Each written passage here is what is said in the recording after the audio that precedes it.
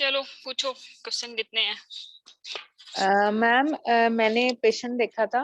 एक तो आज देखी थी, प्राइमरी ग्रेविडा थी, 28+5 वीक्स पे विद सिवियर एनीमिया। एचबी उसकी हमारे पास 6 थी। ठीक है, typing of anaemia not done. आज सुबह ही एडमिट हुई थी। उसकी हिस्ट्री पे सिवाय मीट डेफिशिएंट के और कोई स्पेसिफिक हिस्ट्री नहीं थी। तो मैंने इसका प्लान में एचबी इलेक्ट्रोफोरेसिस विद फेरेटिन, मतलब अगर दोनों हैं तो वो रखा था। अगर मैं इसको, क्योंकि अभी तक मेरे पास ना इंडिसेस थे ना पेरिफेरल स्मेयर थी, मैंने अभी टाइपिंग नहीं किया था फॉर सेक, अगर मैं इसको बना, ये ओरल आयरन भी बड़ी कॉम्पिटेंटली ले रही थी, कोई इसका साथ रिस्पेक्टर नहीं था, कैल्शियम और मतलब मैंने सब चीजें रूल आउट कर ली थी इसकी। तो अगर मैं इसका ब्लड लगा के इसकी HB7 पे करके, मुझे ये समझ नहीं आ रही थी कि अब मैंने इसे बाद में ओरल आयरन पे डिस्चार्ज करना है या मैं इसको क्या कहूंगी अगर मैं इसको आयरन डेफिशिएंसी एनीमिया बनाती हूँ। क्योंकि अगर वो मुझसे कहेंगे कि ओरल आयरन तो वो पहले भी ले रही थी, तो उससे क्योंकि इसकी HB 1 महीने में 10 से 6 पे आ गई थी। ये 1 महीने की बात है। अब लैब एरर तो नहीं आइडिया मुझे, क्योंकि एक ही हॉस्पिटल, सिविल हॉस्पिटल से हुआ था इसका सारा कुछ। तो मुझे अब ये समझ नहीं आ रही थी कि अगर मैं इसे आयरन डेफि, उन्होंने पेरिफेरल फिल्म कुछ भी नहीं कराया हुआ था इसका फर्स्ट विजिट में, तो अभी शायद गया हो, लेकिन आज मरीज एडमिट हुई थी। तो मैंने इसे अज्यूम किया कि अगर मैं इसे आयरन डेफिशिएंसी एनीमिया बनाती हूँ, मैं इसको ब्लड लगा के इसका, क्योंकि बस जस्ट इसे इजी फटिगेबिलिटी थी, वो थोड़ी बहुत रिलीव हो जाएगी, उसके बाद मैं इसे ओरल आयरन पे डालूंगी या मैं इसकी कैसे एनीमिया करेक्ट करूंगी? मैं भी ये केस तो काफी क्लिनिकली ढोल है ना इसमें।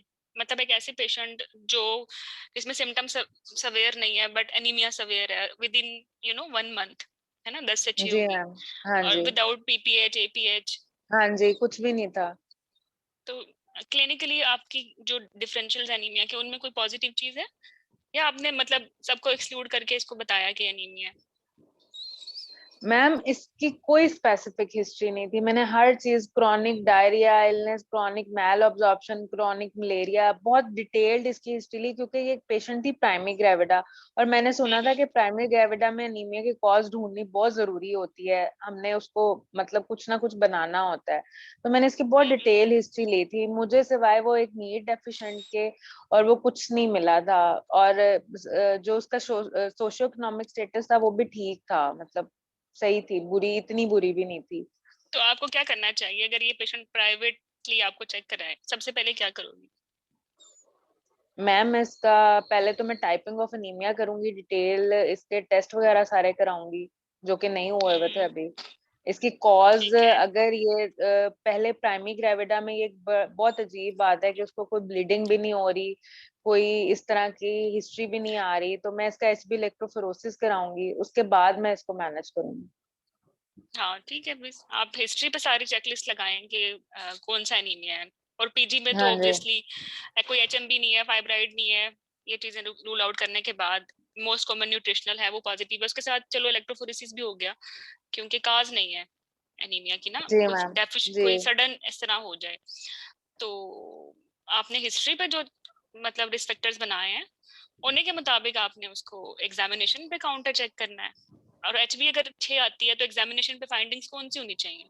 टेकिपनिक मैम होगी, रेस्पिरेटेड ज्यादा होगा, मार्क फेलर होगी, चिलोसिस होगा, अल्सर होंगे। ठीक है, तो अगर ये सब चीजें ही मिलती हैं तो उससे भी आपको हेल्प हो जाएगी। और मान लेते हैं कि ये पेशेंट, इसमें कुछ भी नहीं है जैसा कि आप कह रहे हो, कुछ भी नहीं है, तो हाँ फिर जी, ये मैम सिंपल आराम से लैब लेटी हुई एरर है। थी। लैब एरर है ओनली, क्योंकि आप कह सकते हैं madam with in 1 month HB अगर 10 से 6 हुई है तो सैम्पलिंग एरर होगा ना, क्योंकि मैंने पेशेंट से एवेलुएट किया है, कोई मैम हैवी ब्लड लॉस पेल नहीं तो हुआ थी इसको। पेशेंट, पेल तो काफी थी पेशेंट से, कोलिनिकिया भी था, लेकिन जैसे एक शॉर्टनेस ऑफ ब्रेथ, रेस्पिरेटरी या उस पे इस तरह का नहीं था उसको, कुछ भी वो लेटी हुई वाकई थी है, आराम से। वो तो हाँ वाकई जी। ही है। लेकिन आप जो कह रहे हो ना 10 से 6 पे आई है, इसकी हाँ काज भी जी। तो ढूंढना जरूरी है। इसकी काज के लिए मैं कह रही हूँ it can B lab error. ठीक है, इसका मतलब है पहले 10 नहीं होगी, पहले भी 6 होगी। हाँ जी, मुझे ये लग रही थी बात ना कि इस तरह मुश्किल होता है कि आपके पास कोई कॉज भी ना आ रही हो, 10 से एकदम से 6 पे तो नहीं चली जाती ना, लैब एरर हो सकता है इसमें। लेकिन फिर हम इसे करेक्ट कैसे करेंगे? आफ्टर ब्लड ट्रांसफ्यूजन हम क्या देंगे? ओरल आयरन ही दे देंगे? ओरल आयरन तो वो पहले भी ले रही थी, तो इसका मतलब है हाँ कि जी। This is not actually iron deficiency anaemia, it can be anything else, क्योंकि डायग्नोस्टिक यही होता है ना कि 3 जी। वीक्स ओरल आयरन देके अगर पेशेंट का एचबी इंप्रूव करता है या सिम्टम इंप्रूव करते हैं then it is iron deficiency. ठीक है, तो या फिर ये कंबाइन होगा, आयरन डेफिशिएंसी भी होगी, फोलिक एसिड भी होगा साथ में, कोई ना कोई मसला होगा, या हाँ जी, इलेक्ट्रोफोरेसिस ऑब्वियसली आप करा रहे हो। इसकी एवेल्युएशन प्रॉपर होनी चाहिए थी। ठीक है मैडम, सही है। मैडम इस तरह का पेशेंट मैंने भी अपने वार्ड में देखा था, वो बिल्कुल जैसे डॉक्टर महविश बता रही हैं, 6 एचबी थी, पेशेंट की कोई सिम्टम्स नहीं थी, उसको प्राइमरी ग्रेविडा थी और बिल्कुल सेम पेशेंट, और उसमें कोई सिम्टम्स नहीं। तो मैडम मेरा भी ये सवाल है कि इस पेशेंट में हम एचबी कोई रीजन हमें ना मिले तो हम एचबी इलेक्ट्रोफोरेसिस कराएंगे इसकी? बिल्कुल, प्राइमरी में तो वैसे भी करा लिया करें, क्योंकि क्या रीजन है अपार्ट फ्रॉम दिस के, चलो प्रेगनेंसी न्यूट्रिशनल एनीमिया के साथ है, उसमें वैसे भी चलो डेफिशिएंट है मीट, लेकिन प्राइमरी में तो स्टोर्स एकदम से नहीं चले जाते ना, सेकंड प्रेगनेंसी में जाएंगे। मतलब पहली प्रेगनेंसी पेशेंट चाहे आयरन डेफिशिएंसी एनीमिया वो सस्टेन कर लेता है। ठीक है, तो प्राइमरी हमारे हमारे कंट्री में थैलेसीमिया ट्रेट 10% ह्यूज, मतलब हर 100 में से 10 लोगों को है, और ये पहली दफा पिक नहीं होंगे तो फिर ये कभी भी नहीं पिक होंगे, तो आप इलेक्ट्रोफोरेसिस करा लें if there is no obvious cause, if there is no obvious cause। Madam अगर इसमें हमें सीरम फेरेटिन नॉर्मल मिल जाए फिर भी कराएंगे या नहीं? फिर तो जरूर करवाना।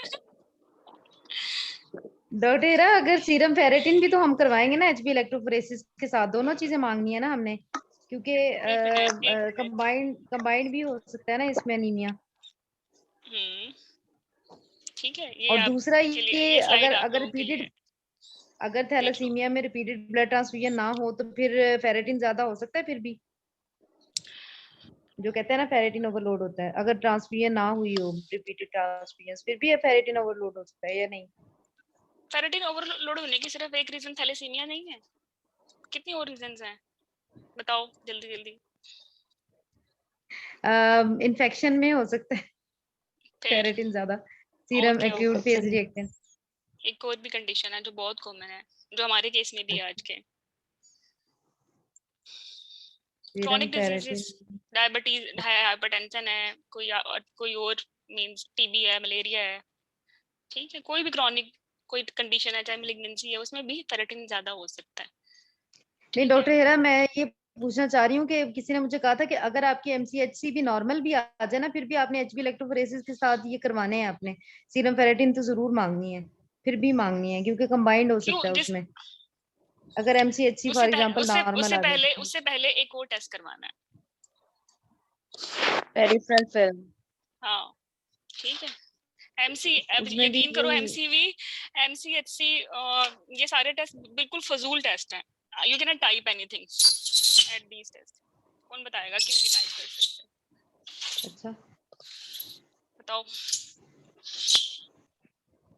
मैम मुझसे मैम क्या पूछा आपने? मैं कह रही हूँ एमसीवी एमसीएचसी फजूल टेस्ट हैं, इन पे आप कुछ भी नहीं कर सकते डायग्नोज टाइपिंग शाइपिंग, सवाई इसके एनीमिया है और एक रफ एस्टिमेशन, चलो माइक्रोसिटी नहीं, माइक्रो और मैक्रो में तो डिफरेंस कर सकते हैं ना हम, बाकी हमारी हिस्ट्री नहीं कर सकते, इसमें भी नहीं कर सकते। एक पेशेंट है, देखो मेरी बात सुनो, एक पेशेंट है जो कि सब पत्ते वाली कोई चीज नहीं खाती, एपिलेप्टिक है, ठीक है, और साथ में आयरन डेफिशिएंसी एनीमिया भी है, उसकी जो सीबीसी रिपोर्ट होगी ना, तो उसमें एमसीवी जो है उसका 60 मिलेगा आपको, बट पेरिफेरल फिल्म पे ना आपको लगेंगे कुछ बिग सेल्स भी हैं, कुछ स्मॉल सेल्स हैं, कुछ बिग सेल्स हैं, then you come to know कि ये कहाँ से आ रहे हैं, फिर आप रेट्रोग्रेड हिस्ट्री लोगे तो वो फोलिक एसिड निकल आएगा, तो एमसीवी पे तो पिक ना हुआ ना, वो पिक तो फिल्म पे हुआ,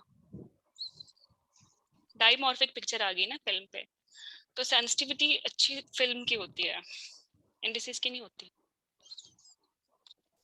ठीक है, ओके चलें आज का फिर सेशन। अच्छा ये थोड़ा सा ये फिर स्लाइड भी देख ही लो, फेरेटिन ऑब्वियसली एक गोल्ड स्टैंडर्ड तो खैर बोन मैरो है, एक फर्स्ट लाइन इन्वेस्टिगेशन है जो सबसे पहले कम होती है और बहुत अच्छी है, और हमारे यहाँ 90% तो आयरन डेफिशिएंसी एनीमियाज ही हैं। ठीक है, तो 30 पे थ्रेशोल्ड शुरू हो जाता है और 12 तो डायग्नोस्टिक होता है कि ये आयरन डेफिशिएंसी एनीमिया है, और इसका मतलब ये नहीं है कि अगर ये आयरन डेफिशिएंसी एनीमिया है तो ये बाकी नहीं है, even then it can be thalassemia, even it can be folic acid deficiency anemia. ये सिर्फ जो है वो आयरन डेफिशिएंसी एनीमिया का डायग्नोस्टिक टेस्ट है, ये एक्सक्लूडिंग टेस्ट नहीं है कि बाकी एनीमियाज नहीं है। अगर हिस्ट्री सजेस्टिव है थैलेसीमिया की या हिस्ट्री सजेस्टिव है फोलिक एसिड की डेफिशिएंसी की, तो आप जरूर करवाएं सीरम फोलिक एसिड या इलेक्ट्रोफोरेसिस। ठीक है, कंबाइंड प्रेजेंटेशन पे तो हो सकती है ना, मतलब अगर किसी को आयरन डेफिशिएंसी एनीमिया है तो उसको एनीमिया ऑफ क्रॉनिक डिजीज नहीं हो सकता, साथ में थैलेसीमिया नहीं हो सकता। या वो अगर एक एपिलेप्टिक पेशेंट है, प्रेग्नेंट है, ट्विन प्रेगनेंसी के साथ आ गई, पिछला पीपीएच भी था उसको, इसको आयरन डेफिशिएंसी एनीमिया भी हो सकता है, इसको फोलेट डेफिशिएंसी एनीमिया भी हो सकता है। अगर इसकी फैमिली हिस्ट्री है थैलेसीमिया की तो थैलेसीमिया भी हो सकता है। ठीक है,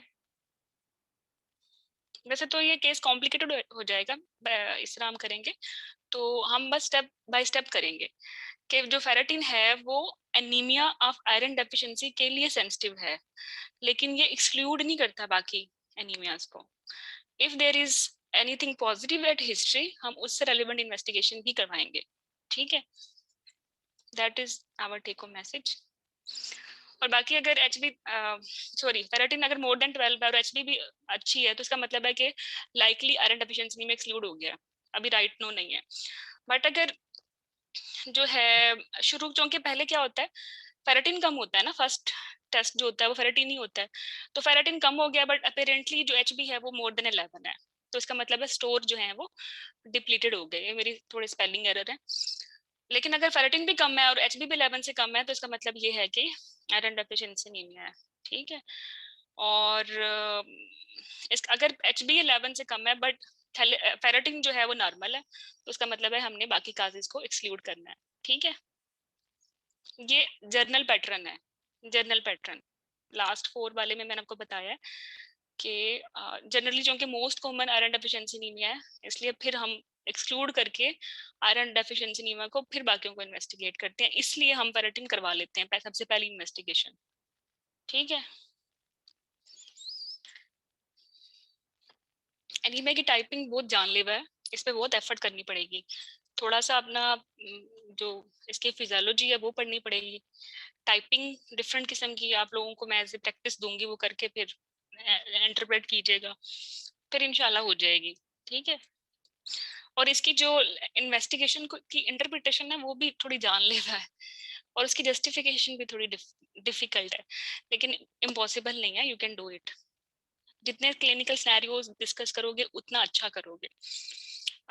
मेरे मैविश को पता है, एक मेरी स्टूडेंट थी सुमेरा, वो इतनी अच्छी लाइक फाइक स्टूडेंट थी, वो सिर्फ टाइपिंग पे रह गई लास्ट टाइम, ऑब्वियसली इस दफा वो निकल गई है, तो मैं इसलिए बड़े दिल से बढ़ाती हूँ टाइपिंग कि आप लोगों के साथ ना हो। और जो कॉमन केसेस होते हैं ना, जैसे fibroid, prolapse, diabetes, hypertension, anaemia, ये कॉमन केसेस ज्यादा फेल हो जाते हैं क्योंकि एग्जामिनर जो है वो एक्सपेक्ट करता है कि आप लोगों को ये बहुत अच्छा आना चाहिए, क्योंकि 90% पॉपुलेशन इन्हीं प्रॉब्लम्स के साथ आएगी। ठीक है, केस स्टार्ट करें आज का। हाँ सुंदर, सही कह रही हो, एमसीवी जो है वो प्रेगनेंसी में ज्यादा होता है, एक और भी बायस है, इसलिए हम इन डिसीज को लिफ्ट नहीं कराते। ठीक कह रहे हो आप। अच्छा, आप सबने एनीमिया का जो मैंने निमोनिक भेजा था वो पढ़ लिया, देख लिया, वो सैड बीएमडब्ल्यू एमडीडी वाला? अगर आपने वो देख लिया है और अगर आपने वो 16 पॉइंट्स हिस्ट्री के, जिसमें हमने हिस्ट्री शुरू कहाँ से करनी है ऑनसेट सेवेरिटी से, वो अगर सुन लिए है ना, तो then you know things will be more easy for you. Raise your hands अगर आपने ये 2 बेसिक मेरे प्रीवियस लेक्चर सुन लिए हैं, फिर आज का सेशन आपको मतलब आप एब्जॉर्ब कर सकोगे, otherwise it will be difficult. बस मुझे लगता है सर दफा मैं भी नहीं सुना है, बाकी लोगों का मैं क्या करूं, फिर बेसिक पढ़ाऊं? मैडम मैंने भी सुना है। मैडम अच्छा, मैंने भी अच्छा। सुना है, मैंने भी सुना है। अस्सलाम वालेकुम। वालेकुम सलाम यास्मीन, आपने भी सुना है? जी मैडम मैं तो मेरा ना काफी अरसे से सुन रही हूँ। ओके। मैडम मेरा एक क्वेश्चन है जो मुझे तंग कर रहा है वो मैंने ये पूछना है कि मैडम मैंने अक्सर ऐसी पेशेंट्स देखी हैं प्राइमरी ग्रेविडा जिनमें बहुत ज़्यादा हिस्ट्री प्रोव करने पे भी हमें कोई कॉज नहीं मिलती, मतलब ना ही उनको कोई मेनोरेजिया, ना ही उनकी कोई डाइटरी हिस्ट्री में कोई ऐसा इशू होता है, ना कोई क्रॉनिक डिजीज। तो मैडम उनकी HB 6 to 7 पे फॉल कर रही होती है, पेशेंट की सिम्टम्स भी नहीं होती। तो मैडम मेरा क्वेश्चन ये था कि अगर चले इसमें हमने मान लिया कि फेरेटिन भी कम है, तो मैडम हम इसको फिर आयरन डेफिशिएंसी एनीमिया बनाएंगे, लेकिन किस बेस पे बनाएंगे? बाय डिफॉल्ट अगर कोई चीज भी नहीं है तो वो आयरन डेफिशिएंसी है। इसकी एक रीजन तो मैडम ये फिर है कि वो इसका हम पाकिस्तानी है, दूसरी रीजन ये है कि वो प्रेग्नेंट हो गई है। ठीक है, तो बाय जी डिफॉल्ट लेकिन इट मैडम इज। इसमें फिर हम HB नहीं, इलेक्ट्रोफोरेसिस कराना चाहिए या नहीं चाहिए हमें? मतलब मुझे ये इस चीज का जवाब नहीं मिला कहीं पे बिल्कुल प्राइमरी प्राइमरी में में। तो कराना है, बिल्कुल कराना है। डॉक्टर हेरा क्योंकि यानी प्राइमरी मैडम में तो कहते हैं कि अगर HB9 भी है ना, अगर 9-10 भी है तब भी हमने जो है वो करवाना है इसमें प्राइमरी में, अगर कोई कॉज आपको नहीं मिल रही, क्योंकि डाइट डेफिशिएंसी जो है ना वो is not a cause of anaemia in primary gravida, क्योंकि उनमें पहले ही 1000 mg हमें चाहिए होता है प्रेगनेंसी के लिए आयरन, तो वो हमारे वैसे ही बॉडी में stores as a store form पड़ा होता है, तो फर्स्ट प्रेगनेंसी में जो है ना वो इतनी हीमोग्लोबिन कम नहीं हो सकती, जो मेरा कॉन्सेप्ट है एग्जैक्टली डॉक्टर हेरा। हाँ बिल्कुल ठीक, हमने शुरू में ये डिसाइड कर लिया था कि प्राइमरी चाहे आयरन डेफिशिएंसी एनीमिया के साथ एंटर हुई है प्रेगनेंसी में, लेकिन ये सिम्टोमेटिक नहीं होगी क्योंकि प्राइमरी है, लेकिन स्टोर यूज मैडम फिर कर उसमें लेगी अपना, फेरेटिन क्यों कम मिलता है? स्टोर यूज कर रही है ना, फेरेटिन कम मिलेगा। लेकिन मैडम फिर लेकिन उसमें हमें HB ferritin HB HB madam HB इतना खराब मैडम नहीं होगा, सिम्टम इतने खराब नहीं होंगे। लेकिन मैडम कुछ केसेस में ना मुझे फेरेटिन भी कम मिला, मतलब फेरेटिन भी उनका लो, मतलब वो नॉर्मल रेंज से कम में होता है। तो फेरेटिन होता है ना प्राइमरी में, अगर आयरन डेफिशिएंसी एनीमिया है और एचबी जी नॉर्मल जी भी आ रहा है तो फेरेटिन तो कम मिलेगा, क्योंकि सबसे पहला जी जी टेस्ट ही यही है जो कम होगा, उसके बाद जो है बाकी टेस्ट कम होंगे। जी जी। ठीक है, तो मैडम फिर इसमें मुझे कंफ्यूजन यहाँ पे आ रही थी कि अगर हमें फेरेटिन कम भी मिले उसके बाद भी हम उसको आयरन डेफिशिएंसी लेबल कर दें, या हम HB इलेक्ट्रोफोरेसिस भी कराएं कि अंदर कोई थैलेसीमिया ट्रेट वगैरह तो नहीं है? बिल्कुल करा लें। ठीक है, अब अभी आप डॉक्टर एग्जाम हेरा कौन जी सा दे ये रहे बात हो, है, कंसल्टेंट डॉक्टर हेरा लेवल का एग्जाम दे रहे हो ना, अगर आप ही पिक नहीं करोगे तो फिर कौन पिक करेगा। माइक्रोसिटिक एनीमिया है, MCV पिक हो गया आपसे कि वो कम है, या पेरिफेरल फिल्म पे सेल्स जो हैं वो छोटे हैं, तो इट्स बेटर कि आप प्राइमरी में आप जरूर करवा लें। और इसकी रैशनल ये है कि हमारी कंट्री में कजन मैरिजेस बहुत होती हैं और ट्रेड बहुत ज्यादा है, और प्राइमरी में ही हमारा थ्रेशोल्ड कम होता है, मल्टी में हम नहीं करवाते, तो फिर वो निगलेक्ट हो जाती है, फिर ये बच्चों में आ जाता है, फिर हमें तो बच्चा भी देखना है ना। ठीक है, तो सेफर साइड पे करवा लें।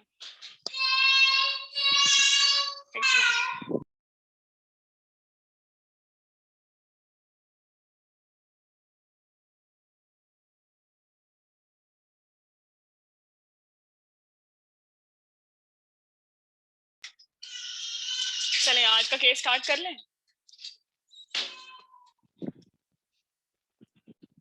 केस कर लेते हैं, इसके साथ ही बहुत सारे वाइवा क्वेश्चंस मैं करवाती रहूंगी जो आपके माइंड्स में आ रहे हैं।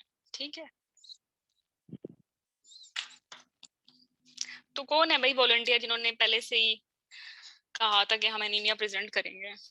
मैं आखिरी दफा पूछ रही हूँ, फिर मैं अपनी मर्जी से ढूंढूंगी। जी अस्सलाम वालेकुम डॉक्टर हिरा, मैंने कहा था मरीना। जी जी मरी, ठीक है मरीना। चलो हम आप ही को ढूंढ रहे थे कहाँ थी आप? मैं लेकिन मैंने आपके प्रीवियस लेक्चर नहीं सुने। मैं अनीमिया रिवाइज कर रही थी।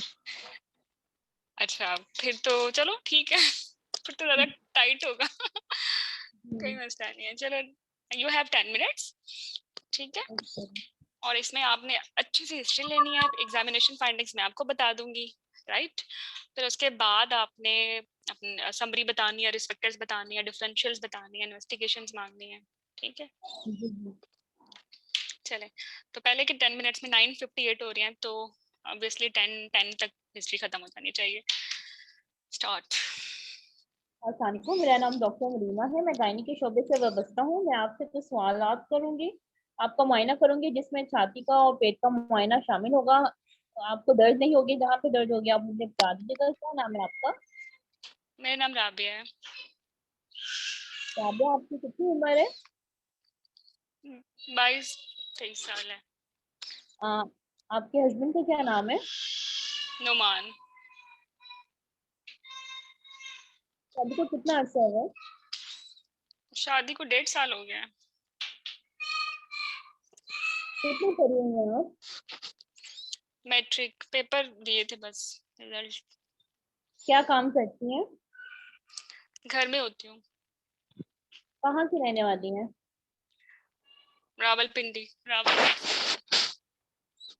हॉस्पिटल से कितना दूर है?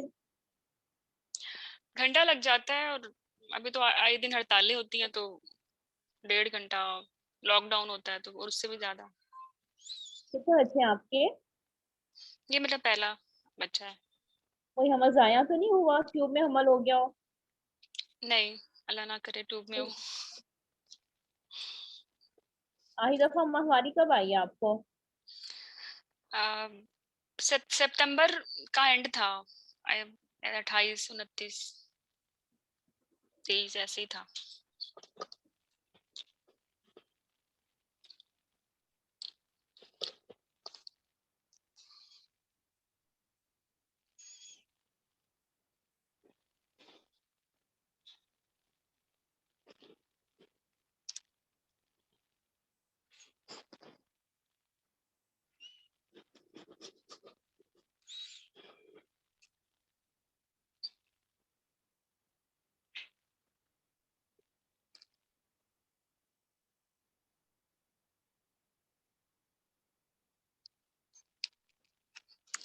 एडीडी निकाली? हाँ जी, मैं निकाल रही हूँ।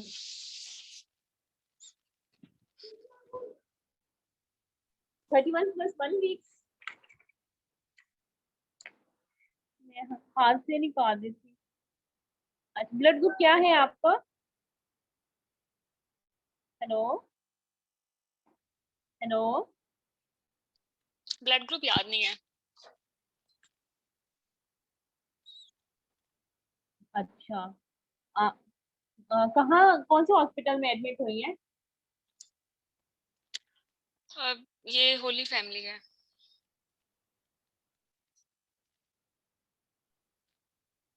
आउटडोर से एडमिट हुई है? इमरजेंसी में आई थी? जी, मैं आउटडोर से आई हूँ। किस तारीख को आई हैं? 3 दिन हो गए हैं। 1 मई था, 1 मई था।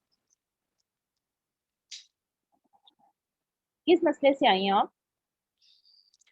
पानी छूट गया था 3 दिन से, और साथ में हाथ पांव सुन्न हो रहे थे, छाले पड़े हुए हैं मुंह में। हाथ पांव सुन्न हो रहे थे आपके? हाँ जी। कमजोरी महसूस हो रही थी आपको? हाँ जी। हड्डियों का कब से? मसला तो मुझे पहले हड्डियों का मसला तो मुझे पहले से ही है, जोड़ों का। ऐसे हाँ, ऐसे लेकिन हाथ पांव अब सुन्न होने लग गए थे, दिल घबराने लग गया था, सांस फूलने लग गई थी, और फिर 3 दिन से हल्का हल्का पानी भी गिर रहा है।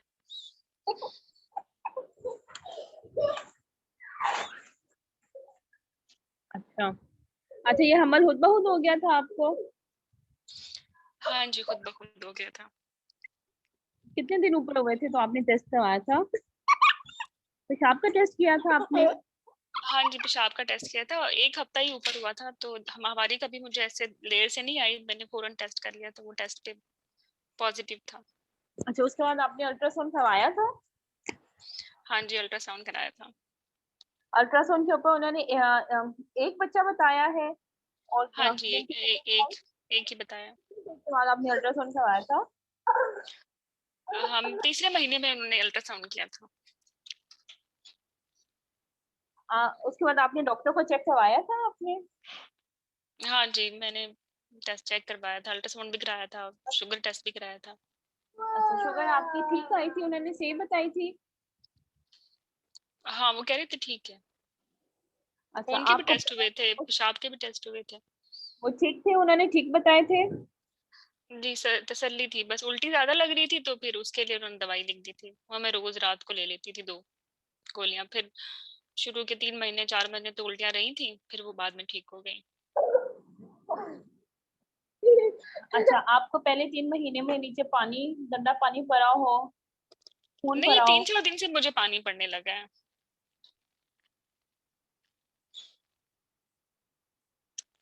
पानी छूट के पड़ रहा है आपको?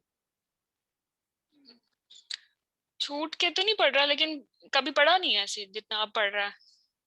अच्छा, उसके बाद आपको बच्चे की हरकत कौन से महीने में आपको महसूस हुई थी? चौथा 5वां महीना था। आपको वो महीना याद है? सिलेंडर का कौन सा महीना था? हाँ मुझे जनवरी था शायद, पता नहीं, ऐसे ही था। अच्छा, आपने दिसंबर था शायद, आखिरी दिन थे दिसंबर के या जनवरी के शुरू के दिन थे। आपने डॉक्टर को रेगुलरली चेक करवाया है? बस जिस तारीख पे वो कहते थे मैं फिर चली जाती थी। आपको सर में दर्द तो नहीं होती थी? आंखों के आगे अंधेरा होता हो, पेट में दर्द होती हो, ब्लड प्रेशर चेक हुआ था, वो ठीक था? हाँ जी, ब्लड प्रेशर ठीक था। मैं जोड़ों की दवाइयाँ भी खा रही थी, वो उन्होंने थोड़ी बदल दी थी, बाकी तो ठीक था। आपको जोड़ों का क्या मसला है? दर्द रहता है और सूज जाते हैं मेरे हाथ के जो जोड़ थे ना। अब तो खैर ठीक है, अब तो मैं बहुत बेहतर महसूस कर रही हूँ प्रेगनेंसी में। कब से आपको ये मसला है? मुझे ये 5 साल से है। आपने इससे पहले आपने डॉक्टर को चेक करवाया था हमल से पहले? बस वो मना किया था मुझे डॉक्टर ने, लेकिन वो बस पहला बच्चा था, हम शौक में हमने कर लिया, तो फिर डॉक्टर आपको डांट रही थी। उन्होंने मेडिसिन चेंज कर दी थी हमल के फौरन? हमल से पहले आप गई थी, हमल के बाद में गई थी? हमल के बाद में चेक? हमल के बाद गई थी मैं, तीसरे महीने में अल्ट्रासाउंड हो गया था। तो वो अल्ट्रासाउंड पर उन्होंने कहा ठीक है, लेकिन बनावट का अल्ट्रासाउंड हम करेंगे फिर बताएंगे। फिर वो भी ठीक आ गया था। अच्छा, तो उन्होंने मेडिसिन आपकी चेंज कर दी है? हाँ, वो मैं जो जोड़ों का डॉक्टर है, मैं उसके पास दिखा रही हूँ। उसने कहा ये दवाइयाँ लेती रहें। एक दवाई निकाल दी उसमें से, बाकी 2 मैं ले रही हूँ। अच्छा, आपको शुगर का टेस्ट हुआ है? चौथे, पांचवें, छठे महीने में शुगर पिला के टेस्ट हुआ है आपका? नहीं, शुगर पिला के तो नहीं हुआ। मुझे आपको पेशाब भी बार बार आ रहा था। उन्होंने कहा था कि शुगर पिला के टेस्ट करेंगे, बट हुआ नहीं। निहार मुंह वाला मेरा हो गया था। फिर डॉक्टर एक बैठी हुई थी ओपीडी में, उसने कहा चलो ये भी सही है, तो वो शुगर पिलाने वाला उन्होंने नहीं किया। अच्छा, आपको कमजोरी महसूस होती हो चौथे पांचवें महीने में? जल्दी थक जाती हो, सांस चढ़ जाता हो आपको? हाँ जी, ये तो मुझे जैसे जैसे प्रेगनेंसी ज्यादा आगे जा रही है तो थकावट और चीजें रख के भूल जाती हूँ और थक जाती हूँ, दवाइयाँ खाना भी भूल जाती हूँ, और अब तो सांस भी फूलने लग गया 2 हफ्ते से। सांस आपका लेटे लेटे फूल जाता है या सोए हुए आप उठ जाती हैं? नहीं नहीं, काम करती हूँ तो फूलता है। सीढ़ियाँ चढ़ती हैं तो फिर फूलता है आपका? जी। ये आप कब से आपका फूल है? कब से फूलना शुरू हुआ दो है? दो 2 हफ्ते से ज्यादा फूल रहा है। उससे फूलता तो मुझे मतलब जब से ही हमल ठहरा है तब से ही है, बट अब 2 हफ्तों से मुझे ज्यादा महसूस हो रहा है। हाथ पांव भी सुन्न होने लग गए थे ना, जैसे कीड़ियां सी चलती हूँ, चूंटियां सी।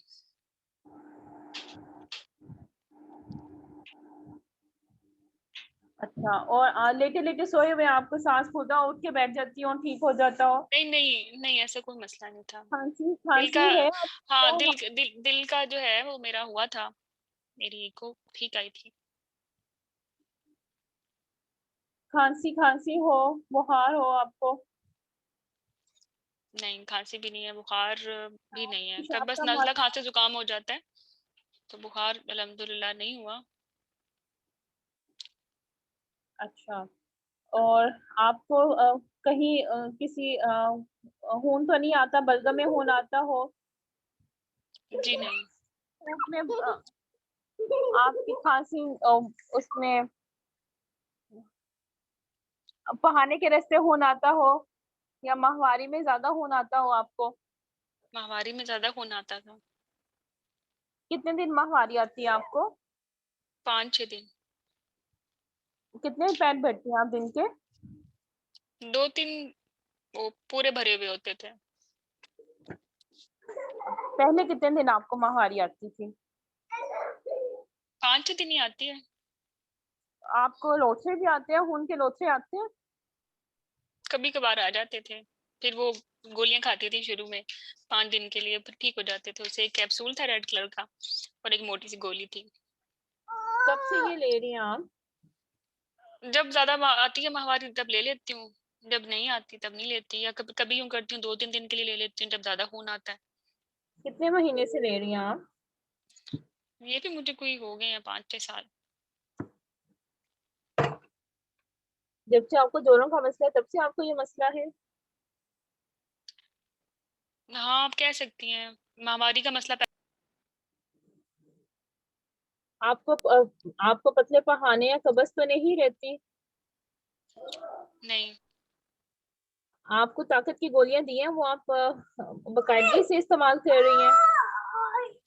भूल जाती हूँ ना, मैंने आपको बताया है, जब याद आता है तो 2-2-3-3 दिन खाती रहती हूँ, फिर भूल जाती हूँ। गोश्त कीमे का इस्तेमाल किया आपने? हाँ जी फ्रूट खा जी, फ्रूट भी शौक से लेती हूँ, गोश्त कीमा भी पकता है घर में। आपके पहाने वाली जगह पे हारिश तो नहीं होती? नहीं। खानदान में किसको खून की बोतलें लगती हैं बच्चों में? जी नहीं।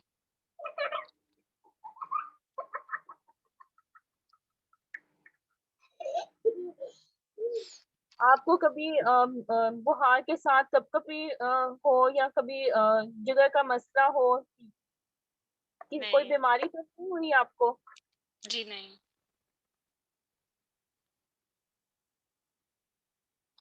बच्चे की हरकत सही महसूस होती है आपको? हाँ जी, शुक्र अल्लाह का। बच्चे की बस हरकत ये सही हो रही? पानी का मसला है, पहले वो मुझे पेशाब का मसला था, फिर उन्होंने वो 5 दिन का कोर्स कराया, ठीक हो गया मुझे। और अब जब से आई हूँ तो मुझे कल लगी है खून की ना, खून की नहीं, वो ताकत वाली टीके ना। तो कितने टीके लगे हैं आपको? जिस दिन आई थी 1 बोतल तब लगी थी और 1 कल लगी है, 2 बोतलें लगी हैं मुझे। 4 टीके मंगवाए थे उन्होंने। इससे कोई रिएक्शन तो नहीं हुआ आपको? नहीं, वो तो जिस्म के सही ऊपर रह गए, खड्डे बड़े आए। पैदा हो गया हो? नहीं नहीं, ठीक रहा था। बड़े महंगे टीके आए थे, 1200 का एक था, 2 टीके। 15 मिनट में लगाए थे कि आधे घंटे में लगाए थे उन्होंने? नहीं, आधा 1 घंटा चलती रही थी ड्रिप, फिर बंद होगी तो फिर मैंने खुद ही उनको बताया तो उन्होंने तार दिया के। इसके अलावा आपके महंगे टेस्ट भी हुए एडमिशन? टेस्ट तो जब से मेरा हमला इतने हो रहे हैं, आपकी सोच होगी। पहले आपका भी उन्होंने 5-6 टेस्ट कराए, अभी भी जब से मैं आई हूँ टेस्ट अल्ट्रासाउंड कराए। हाँ, रंगीन अल्ट्रासाउंड भी कराया था, वो भी इतना महंगा हुआ था। क्या बताया आपको क्या मसला है? अभी बस ये पानी पड़ रहा है और अच्छा, पानी के ये बारे में बताइएगा। थकावट ज्यादा हो रही। आपको 4 दिन से पानी पड़ रहा है? हाँ जी, इसके लिए पैड लगा कितने रही हूँ। पानी पीते हैं आप? बस एक एक लगा लेती हूँ। एक है। हारिश भी होती है आपको? स्मेल आती है नहीं ऐसी? नहीं, कोई खास स्मेल नहीं होती, बस पानी जैसा होता है। पानी पेशाब की तरह छूट के पड़ा है आपको? नहीं नहीं, बस हल्का हल्का पड़ रहा है, 3 दिन से छुट के नहीं पड़ा। वो डाल के भी इन्होंने देखा था नीचे से ना, छोटा सा एक। अच्छा, तो उन्होंने कहा था कि ये बच्चे के गिर पानी है कि ये नीचे इन्फेक्शन उन्होंने बताया था? हाँ, वो बता रहे थे कि जो तो है किस रंग का है ये पानी?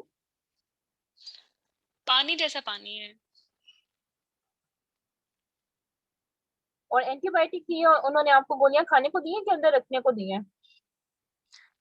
अंदर तो नहीं कुछ रख रहे। हाँ, बार बार वो चेक कर रहे हैं, ब्लड प्रेशर, बुखार। अच्छा, अब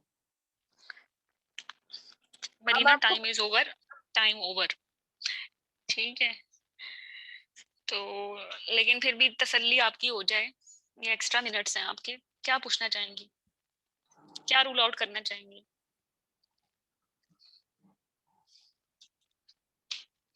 हाँ, और बच्चे की हरकत सही महसूस हो रही है? बच्चे की ग्रोथ सही है आपके? हाँ जी, बच्चे खानदान की में किसी हरकत को ठीक। शुगर, ब्लड प्रेशर, दिल का मसला तो नहीं है? नहीं आपका इसके अलावा जोड़ों के दर्द के अलावा कोई मसला हो? शुगर, ब्लड प्रेशर, दम? दिल का बस ये मसला। हड्डियों का मसला था, और जब से महामारी हुई है मैंने उनको बताया ये भी ठीक हो गया, दवाइयाँ भी कम हो गई हैं, एक इन्होंने निकाल भी दी है, तो ठीक है। अच्छा, आपको किसी दवाई से एलर्जी तो नहीं है? जी नहीं। आपके हान कितना कमा लेते हैं? गुजारा हो जाता है 30-35 हजार। आप अपने घर में रहती हैं? अपने घर में तो नहीं, ससुराल में रहती हूँ। ठीक है, बस हाँ, हो गया मेरा। चलो मुझे थोड़ा सा मतलब थोड़ा सा हटके था, एनीमिया की प्रेजेंटेशन एक ही आती है ना आप लोगों को शार्टनेस ऑफ ब्रेथ, लेकिन प्रैक्टिकली ऐसा नहीं होता। तो ये एक पास केस है वैसे ना, पास केस ही सुन रहे हो सारे? हाँ जी। लिटरली अगर पास केसेस सुन लोगे ना आप लोगों की 50% मसले हल हो जाएंगे। You will come to know कि प्रेजेंटेशन एक्चुअली एग्जाम में जो पेशेंट्स की होती है वो थोड़ी डिफिकल्ट होती है, सिंपल केसेस यूजुअली नहीं होते। 80-90% तो आपने देखे हैं कितने रिस्पेक्टर्स होते हैं। एनीमिया है तो जरूरी नहीं एनीमिया ही हो, साथ में preterm labour, PROM, UTI, diabetes, fibroid वाले भी आ जाते हैं, ठीक है। तो इसी तरह आपने कभी भी प्योर हो के ना एनीमिया को नहीं सोचना कि एनीमिया आएगा तो बस एनीमिया की बातें करनी है, क्योंकि एक्चुअल पेशेंट को तो कुछ भी हो सकता है, 2-3 प्रेजेंटेशंस होती हैं। तो उसमें आप देखें कि एग्जामिनर कौन कौन से क्वेश्चन पूछ रहा है, और आपको वो जो आपके कोलीग्स हैं क्या बता रहे हैं कि how they handle it. Take home message भी कुछ कैंडिडेट्स ने आपको भेजा है, तो वो बहुत आपको जो है ना एग्जाम की फीलिंग आपको दे देगा, ठीक है। जी जी हाँ जी। चलें, कोई और इस केस से रिलेटेड क्वेश्चन पूछना चाहे आप में से तो पूछ लें, फिर हम इनसे केस स्टार्ट करते हैं फिर।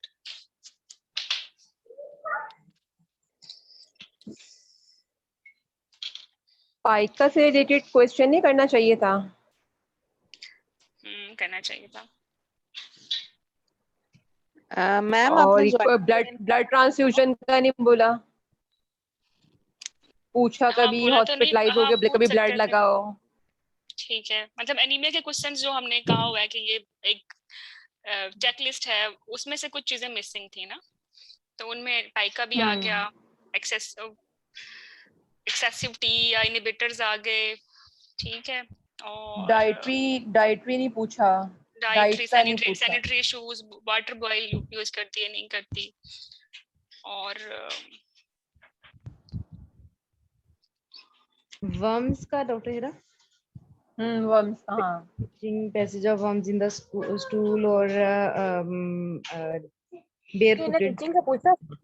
और मैम पेशेंट जैसे बता रही थी जिसको जॉइंट पेन है, जिसके लिए वो मेडिसिन ले रही है, उसको लेकर कोई भी एनएसएड्स या कुछ इस तरह तो gastritis, ulcers, GI symptoms, appetite, ये भी तो रूल आउट करने चाहिए थे।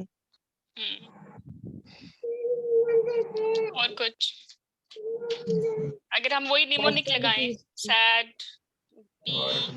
PMWMDT, तो इसमें जो है सिम्टम्स प्रॉपर, वो तो खैर उन्होंने पूछ लिया पेशेंट ने, इन्होंने बता भी दिए इस पे, ठीक है। फिर एसोसिएशंस में इन्होंने पूछा है, काफी चीजें पूछी हैं, लेकिन फिर भी एक दो चीजें मिस थी, वो कौन सी हैं?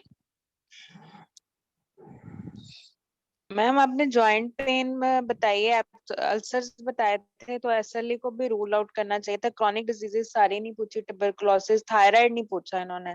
थायराइड नहीं पूछा, थायराइड ठीक है, और ये जॉइंट पेन के का वो स्पेसिफिकली मेंशन कर रही है। और जॉइंट पेन जी में भी 2-3 क्वेश्चन हमेशा पूछ लिया करें। यू डोंट नो बट चलो ये मेडिकल मतलब कंसल्टेंट का है, फिजिशियन का डोमेन है कि क्यों लेकिन उसको मैम जॉइंट पेन, पूछने चाहिए कि पेरिफेरी लेकिन में पहले हुए थे। हाँ जी, यू मस्ट नो कि सिमेट्रिकल जॉइंट्स हैं, हाँ एसिमेट्रिकल जी, है, मॉर्निंग स्टिफनेस है नहीं है, ठीक है। और साथ में बाकी थायराइड, डायबिटीज तो नहीं है, क्योंकि स्पेक्ट्रम होता है ना ऑटोइम्यून डिजीज का। रूमेटॉइड हाँ आर्थराइटिस जी, ऑटोइम्यून ही होता है ना, और इस एज में रूमेटॉइड ही होता है। ओस्टियोआर्थराइटिस तो लेट एज में होता है, और वो वेट बेरिंग जी। एरिया में होता है, एसिमेट्रिकल होते हैं वो।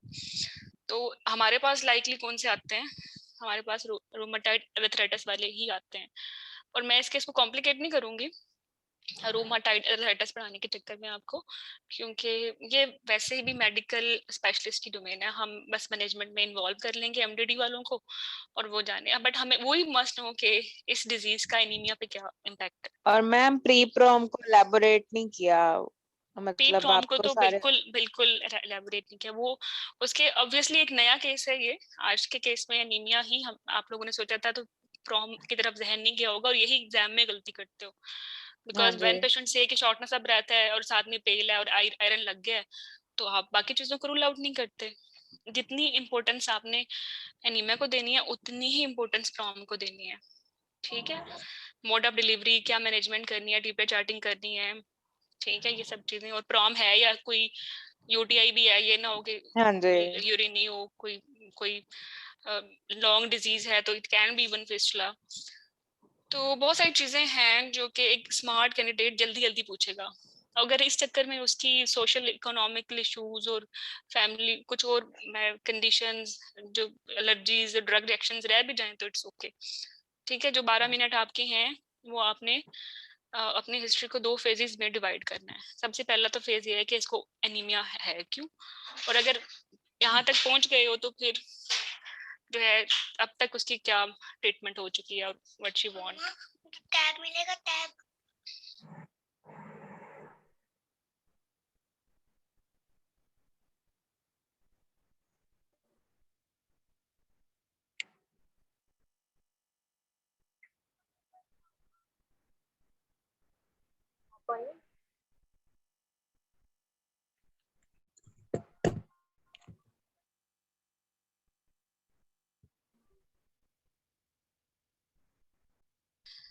ओके मैं भी और कुछ इश्यूज जो आपको लगता है डेफिशिएंट है हिस्ट्री में। मैम एक तो प्री प्रोम का पूरा टेम्पलेट लगाना था जो उसके 4-5 क्वेश्चंस होते हैं। बताएं ना दूसरा वो कौन मैम प्री प्रोम का जैसे ही वो कहती है कि पानी पड़ा था तो आपने रूल आउट करना होता है कि किस तरह पानी पड़ा था, खुल के पड़ा था, पानी की तरह पानी था, शलवार तक पहुंच गया था, उसके साथ पूछना होता है कि ब्लीडिंग हुई थी, एसोसिएटेड पेन थी कि नहीं थी, और बच्चे की हरकत उस वक्त सही महसूस हो रही थी या नहीं हो रही थी, कोई एसोसिएटेड ट्रॉमा था या नहीं था। फिर साथ ही आपने इन्फेक्शंस को रूल आउट कर लेना होता है to rule out the cause of pre prom, जिसमें आपके चेस्ट इन्फेक्शन, डायरिया और यूटीआई आ जाता है। ये 4 मैंने ठीक है, बनाए हुए थे इस तरह। एग्जैक्टली मतलब हमें हाँ पहले जी से ही हमें टेम्पलेट सेट करनी है कि अगर पेशेंट लिकिंग के साथ आएगा तो हमने मोटे मोटे कौन से क्वेश्चन पूछने हैं जिसमें डीडीज भी बन जाएं और कॉम्प्लिकेशंस भी आ जाएं। एक मिनट बस मुझे बच्चों को देख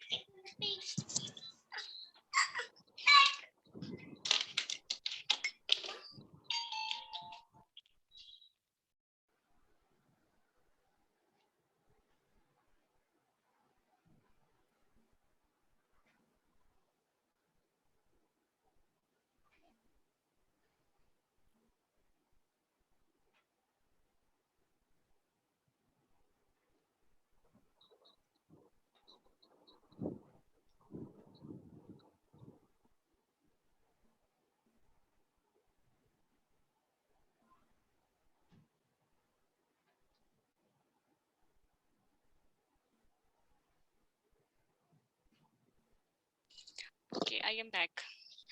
तो इस केस जी में ना मैम। बस आपकी जो जिंदगियां हैं वो इजी हो सकती हैं कि आपके पास बने बनाए जो हैं टेम्पलेट हो, ठीक है, प्रॉम के हो, शॉर्टनेस ऑफ ब्रेथ के हो। अच्छा नमनेस क्यों हुई है उसको ना, इसके लिए क्या जहन में आता है? रूमाटाइड अर्थराइटिस है, अब नमनेस हो गई है। मैम मेरे जहन में ये आ रहा था कि ये जॉइंट पेन वो बार बार इंसिस्ट कर रही थी कि वो कोई ड्रग्स ले रही होगी, उसमें ज्यादातर ना पेशेंट मीथोट्रेक्सेट पे होता है। एक्सीलेंट। और इसी वजह से उसके फिर डेफिशिएंसी, फोलेट डेफिशिएंसी और विटामिन B12 डेफिशिएंसी को हम रूल आउट करेंगे। बाकी जब हम B12 इन्वेस्टिगेशन डेफिशिएंसी क्यों होगी? फोलिक एसिड होगी, एंटी फोलेट ड्रग होता है ना मिथोट्रेक्सेट। ठीक है, आई गॉट योर पॉइंट। ये पेशेंट की ना डीडीज बड़ी मजे की बनेगी, ठीक है, जी मैम। क्योंकि ये आयरन नहीं खा रही, प्राइमरी ग्रेविडा है, हाँ जी मैम। प्राइमरी हाँ ग्रेविडा जी आयरन नहीं खा रही, थैलेसीमिया भी आ गया, आयरन भी आ गया, रूमेटॉइड अर्थराइटिस है, ऑटोइम्यून डिजीज है तो परनीशियस भी आ गया, चूंकि मेडिसिन खा रही है तो फोलिक एसिड भी आ गया, मतलब कुछ नहीं छूटा, राइट। HMB है आपने पेशेंट को और साथ वो भी आ HMB जाएगा। है, ठीक है। हाँ जी। तो हिस्ट्री जितनी अच्छी खूबसूरत लोगे उतनी ही आप टारगेटेड जो है इन्वेस्टिगेशन पूछोगे और पेशेंट को मैनेज करोगे, और घबराने की क्या जरूरत है। मींस फाइब्राइड है तो देख लेना थोड़ा सा कि एसिमेट्रिकल तो नहीं है शेप यूट्रस की, थोड़ी सी लार्ज फॉर जेस्टेशनल एज मिल जाएगी, ठीक है। एनीमिया अगर एनीमिया है और अगर ज्यादा सवेयर एनीमिया है एंड यूर एंटिसिपेटिंग के बच्चे को IUGR भी हो सकता है, तो फाइब्राइड उसको नॉर्मल फंडल हाइट दे सकता है, ठीक है। तो ये आपने वैसे भी एक कंडीशन के साथ है, मेडिकल कंडीशन के साथ ग्रोथ स्कैन कराना है, लेकिन इसमें तो और भी रीजन आ गई, फाइब्राइड भी आ गया क्योंकि PA तो सेंसिटिव रहा नहीं, ठीक है। बस ये थोड़े से इश्यूज आएंगे, आपने देख लेने। और जो है मेडिसिन चेंज हो गई हैं लाइकली। अच्छा, एक रिस्क फैक्टर ये भी था कि she conceived without prior pre conceptional counselling, ये बहुत इंपॉर्टेंट बात थी, ठीक है। Ideally she should take folic acid prior to 3 months, it should be कौन बोल रहा है ये बड़ी और जो है ना सुपरवाइज्ड प्रेगनेंसी होनी चाहिए थी, है ना। इसका प्री कंसेप्शनल पीरियड में ना भी एक रिस्क फैक्टर है जिसको हमने मैनेजमेंट में हाईलाइट करना है कि ये बहुत बड़ा फैक्टर है। अगर ये आ जाती तो इसको 3 months बैक जो है वो फोलिक एसिड मिल जाता है, हाई रिस्क है फोलिक एसिड डेफिशिएंसी के लिए because of drugs she is taking, ठीक है। और उसको हाई डोज में फोलिक एसिड देनी थी और कंटिन्यू भी रखेंगे whether it is iron deficiency anaemia prove भी हो जाए उसके बाद भी, ठीक है। और इसके अलावा जो है एनीथिंग एल्स,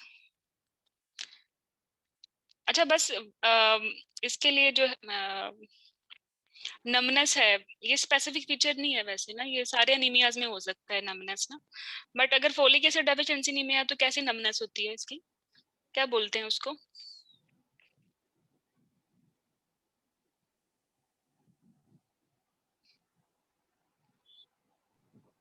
कोई बताएगा? मैम ये नहीं पता। चलती हैं। पेरिफेरल न्यूरोपैथीज होती है ना इसमें भी। हाँ जी मैम। हाँ, तो तो पेरिफेरी वो की इसमें क्वेश्चंस वही numbness होंगे जो हम डायबिटिक न्यूरोपैथी में पूछते हैं, वही क्वेश्चंस होंगे। हाँ बस आपने अपनी जिंदगी हलकान नहीं करनी, रेफर आपने इसको मतलब ट्यूमर उसमें MDD में करना है, फिजिशियन को करना है। बहुत ज्यादा डिटेल्स रूमेटाइड की नहीं पूछनी पेशेंट से, और इतना बहुत ज्यादा नमनस का डिडीज नहीं बनानी, मेन चीजों पे फोकस रहना है। लेकिन जो क्लासिकल चीजें हैं ना, जैसे कि डिस्ट्रीब्यूशन ऑफ जॉइंट पेन, कि ये गाउट का है, ये ऑस्टियोआर्थराइटिस है, ये रूमेटॉइड आर्थराइटिस है, ये 3 चीजों में से एक निकल आया, likely due to many reasons rheumatoid के साथ फिर वो लूपस आ गया, उसमें इन्होंने बता दिया कि स्किन रश जरूर देखने थे, ठीक है। और इसके साथ UTI भी है इसको, है ना, और अब लीकिंग हो गई है, ये 2 कंडीशंस भी एक इम्पोर्टेंट थिंग है ना। तो इसको देखते हुए आपने 2-3 चीजें पूछ ली, उन्होंने बड़ा अच्छा पूछा, उन्होंने ग्लूकोज का पूछा है, ठीक है। लेकिन ये 2 चीजें और कंडीशंस में भी होती है, वो कौन सी कंडीशंस हैं?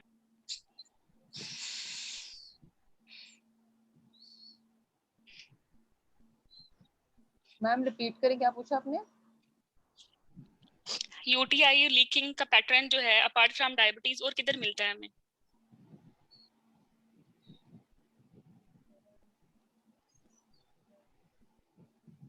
एनीमिया में मिलते हैं डॉक्टर हेरा। एक्सीलेंट एनीमिया में मिलता है। मैम ये क्वेश्चन तो रिपीट करें। ये जो लीकिंग होती है ना जिस पेशेंट को, और जिसको UTIs हो रहे हो, हमने सबसे पहले इसमें डायबिटीज रूल आउट करनी है, फिर एनीमिया रूल आउट करना है, ठीक है। एनीमिया में भी तो मींस पेशेंट प्रोन टू हाँ इन्फेक्शन होता है ना, ठीक है। यस मैम, UTI भी होता है और बीटम भी होता ये एक है। एक्सीलेंट, ये क्लासिकल प्रेजेंटेशन है। आप जितने भी केसेस देखोगे ना अब एग्जाम प्रिपरेशन करते हुए, आपको जहाँ UTI और लीकिंग मिल जाए ना, डायबिटीज एनीमिया नहीं छोड़ना। पेशेंट कसम भी खा ले ये 2 चीजें नहीं है, आपने नहीं छोड़नी, ठीक है। बहुत very classical for these 2 conditions. तो अब जो है, अब दरिया को कोसे में बंद करने वाली बात होगी। पेशेंट के कंसर्न्स हैं लीकिंग है, और पेशेंट के कंसर्न्स क्या हैं कि शॉर्टनेस ऑफ ब्रेथ है, ठीक है। और आपने ये जो है निमोनिक निकाली, आपको नजर आ रहा है ये निमोनिक? मैडम इसमें हम जी पेशेंट जैसे लीकिंग के साथ है, इसमें हम रिस्क फैक्टर्स भी तो रूल आउट करेंगे जो हमारे पास लीकिंग के होते हैं, लाइक जैसे मैक्रोसोमिया, पॉलीहाइड्रामियोस, और तीसरी एक चीज थी ट्विन प्रेगनेंसी। अब ट्विन प्रेगनेंसी तो इसमें नहीं है, मतलब हम डायबिटीज भी आप कह रही हैं रूल आउट किया, तो हम वो भी पोली उन्होंने का भी रूल आउट कर पूछेंगे ना, ली। पोली का भी पूछेंगे और मैक्रोसोमिया का भी पूछेंगे। बच्चा बड़ा तो नहीं कैसे बताया, पूछोगे पानी तो नहीं। पोली का, कैसे पूछोगे ना आप पोली को? मीन ये तो सही है कि आपकी पंडल हाइट सही बढ़ रही है नहीं बढ़ रही, apart from G this G examination पे आपको पिक होगा। ठीक है, मैडम, ये पूछेंगे ना कि पोली आपको पानी तो नहीं ज्यादा बताया अल्ट्रासाउंड पे। क्वेश्चन तो बहुत सारे मिसिंग हैं, एक क्वेश्चन तो मिसिंग नहीं है। ये पेशेंट प्रेग्नेंट है, भूल जाओ कि इसको एनीमिया है और भूल जाओ कि इसको कोई बोन कंडीशन है।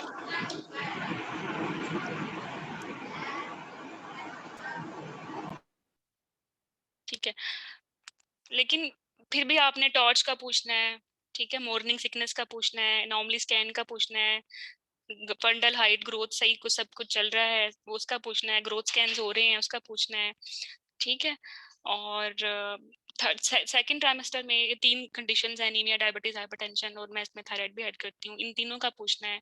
वैक्सीनेशन हो रही है टेटनस की, उसका पूछना है। प्रीटर्म लेबर या प्रॉम तो नहीं हुआ, जो किसमें प्रॉम आ गया, प्रॉम आ गया तो लेबर में तो नहीं जा रही, पेन ब्राह्मण तो नहीं है, ठीक है, साथ में अब्डक्शन तो नहीं है, वो सब कंडीशंस पूछ लें। लाइकर का कलर स्पेसिफिकली वो बता रही थी कि सही है, अच्छी बात है, फीवर भी नहीं हुआ। लेकिन क्लिनिकल कोरियो को देखना है। अब क्लिनिकल कोरियो में भी पल्स ज्यादा होगी, फीवर मिल सकता है, और फ्लेयर ऑफ रोमाटाइड अर्थराइटिस में भी कुछ ऐसा ही हो सकता है, but it will be more complicated for you people. लेकिन लेट्स सपोज, कैसे इसको रूल आउट करोगे कि ये क्या है? 3 कंडीशंस दे रही हूँ मैं। कोरियो है, ठीक है, फ्लेयर हो गया है, 20% फ्लेयर हो जाती है ना ऑटोमिन कंडीशंस प्रेगनेंसी में, ठीक है। तो ये क्या है?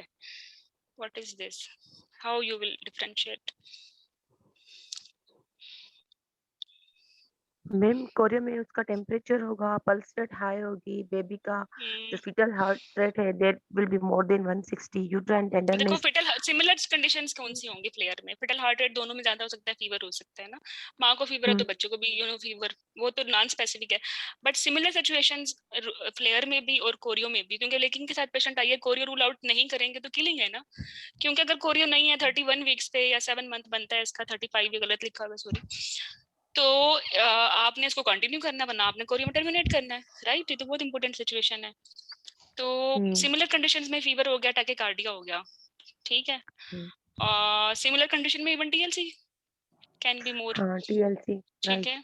और फिर और जो डिफरेंट चीजें हैं वो क्या है? इसके जो मैम जॉइंट्स हैं मोस्टली वो स्वेल जॉइंट कर पेन जाएंगे, होगा। हाँ, मॉर्निंग जॉइंट स्टिफनेस पेन। दोबारा आ जाएगी, ठीक है। एएनए दोबारा आ जाएगा, एएनए प्रेगनेंसी में भी आ जाता है।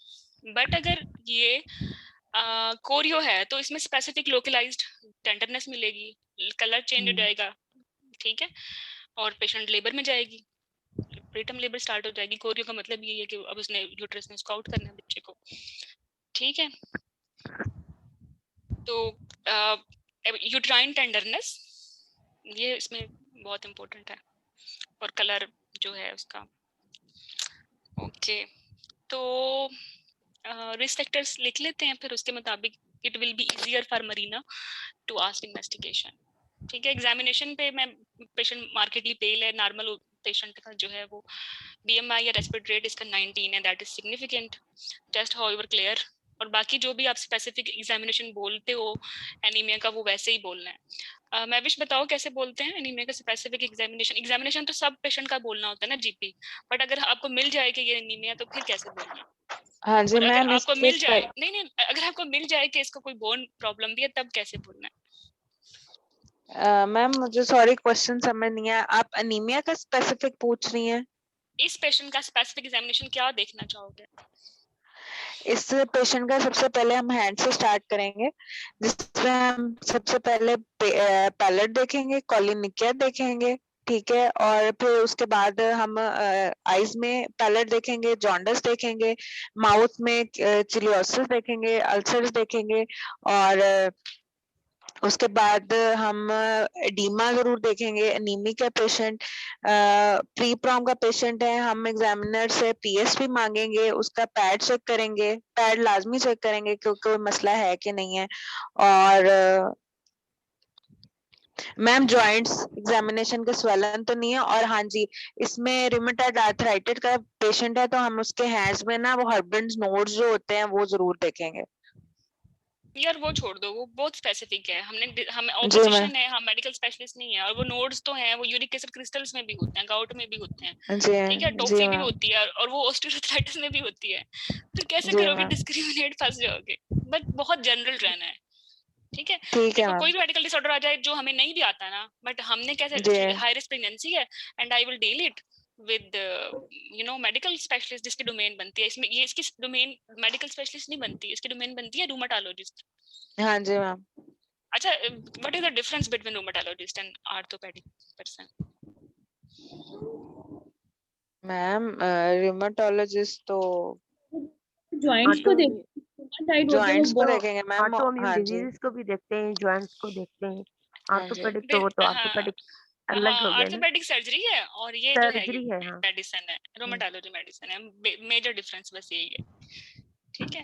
मतलब हड्डियों की मेडिसिन जो है वो रूमेटोलॉजिस्ट है, और हड्डियों की जो सर्जरी है ना, फ्रैक्चर ये सब चीजें, ट्यूमर जैसे हम श्यूमर, गायनी आप ठीक है।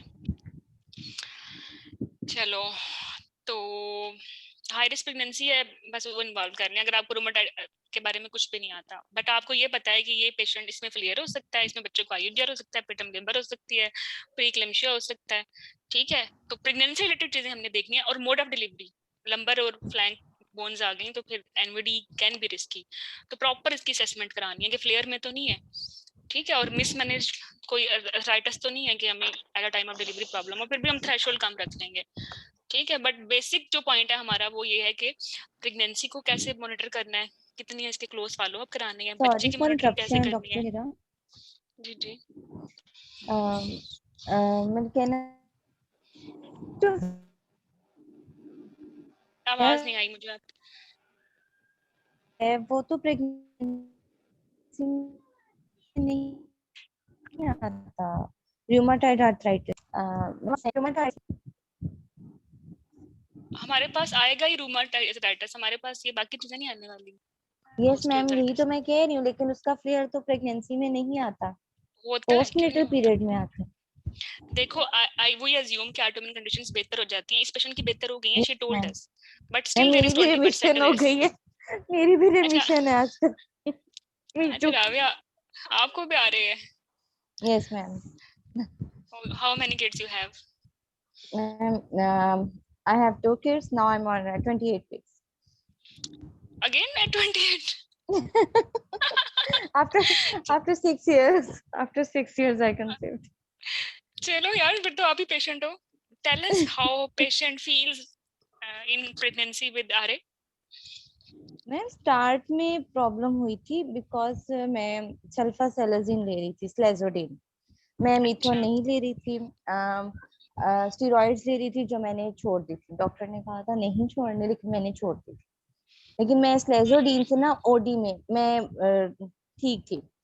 तो अभी स्टार्ट प्रेगनेंसी के जैसे ही प्रेगनेंसी का मुझे पता चला तो मैंने स्टार्ट में मैंने छोड़ दी थी, कोई भी टेबलेट मैं नहीं ले रही थी कि मुझे बहुत पेन होती थी। मुझे ये हिप जॉइंट्स में बहुत पेन थी, मुझे रिस्ट जॉइंट में, एल्बो में। लेकिन मैंने बेबी के लिए मैंने कुछ भी नहीं खाया, लेकिन अब मैं ठीक हूँ। अब सिर्फ थंब में होती है बस, और कुछ भी नहीं, लेकिन ओके। रेमिशन तो है। हाँ हाँ, रिमिशन तो है। 20% फ्लेयर है जस्ट, जितनी भी क्योंकि ऑटोइम्यून कंडीशंस है ना उन सब का हाँ 20% फ्लेयर है। एसएलई का मैंने पढ़ा था ना, प्रेगनेंसी में भी है, पोस्टनेटल में भी है। लेकिन आर्थराइटिस का मोस्टली यही पढ़ा था कि, क्योंकि मैं कंसर्न थी इस वजह से। ठीक है, ये मैंने कुछ मेडिसिन हैं, ये मैंने रखी हैं इसमें।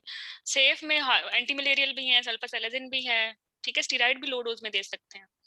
और सेकंड ट्राइमेस्टर लेकिन में मैम भी यही, थर्ड ट्राइमेस्टर में थर्ड नहीं में देते एनसेड, सल्फाजल। थर्ड नहीं दे सकते हैं। अगर पेशेंट को फ्लेयर हो गया तो दे सकते हैं, इवन स्टेरॉइड भी दे सकते अच्छा हैं फिर, ठीक है। ठीक और है, एंटी मलेरियल भी दे सकते हैं। जो नहीं देना वो एनसेड है, क्योंकि पीडी हो जाता है ना। एनसीड पीडी हो जाता है, और और ये सल्फा से टीएनएफ कर्निक अल्फा टेरेस हो इनहिबिटर्स, जाता है, हाँ कर्निक टेरेस हो।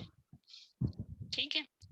हो तो जाता है सल्फा से, बट अगर पेशेंट को आउटवे कर लो ना, आप कुछ नहीं दे सकते तो एटलीस्ट कर्निक टेरेस भी हो गया, वो मैनेज हो जाएगा ना।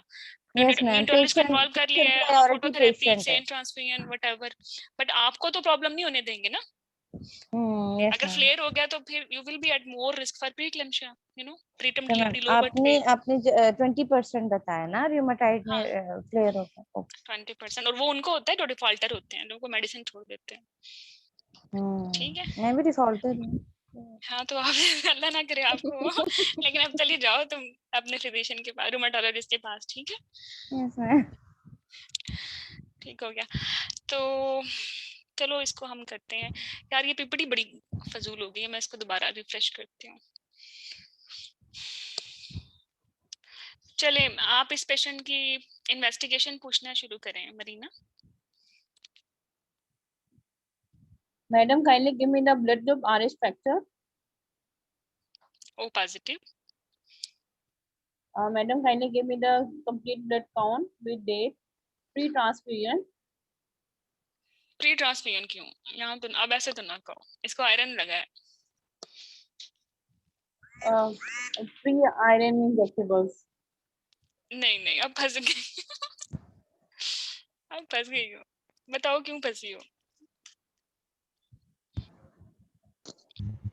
डॉक्टर आयरन इतनी जल्दी तो इफेक्ट नहीं करेगा एचपी हाँ को। जी मैम, आयरन से कौन सा फटाफट वो एचपी। हाँ अगर इसको वो लगा होता ना ब्लड, तो फिर आपने प्री ट्रांसफ्यूजन मांगना था और जरूर मांगना था, और उसी की पेरिफेरल फिल्म मांगनी थी, वरना तो फिर आप टाइपिंग भी ना कर पाते।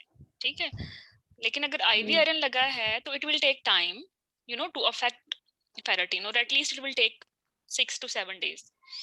और इसको भी 3 दिन पहले ही लगी है ना फर्स्ट डोज, और एक दिन पहले इसको लगी, मतलब 2 डोजेस लग चुकी हैं। तो इसमें आप मत करें प्री ट्रांसफ्यूजन पोस्ट ट्रांसफ्यूजन, फिर आपको एक्सप्लेनेशन काफी लंबी देनी पड़ जाएगी। How much time iron take ma'am? 3 weeks. 1 week में तो excellent viva madam question, excellent viva ma'am ये क्वेश्चन। ये तो ठीक है, 3 ये वीक्स ही बहुत होता है ना। हाँ यस मैम। नहीं नहीं, इफेक्ट ये हम बस स्टार्ट जो होता है वो 10 days, और जो कंप्लीट हम एचबी के लिए जाए तो 3 weeks एवरी 21 days।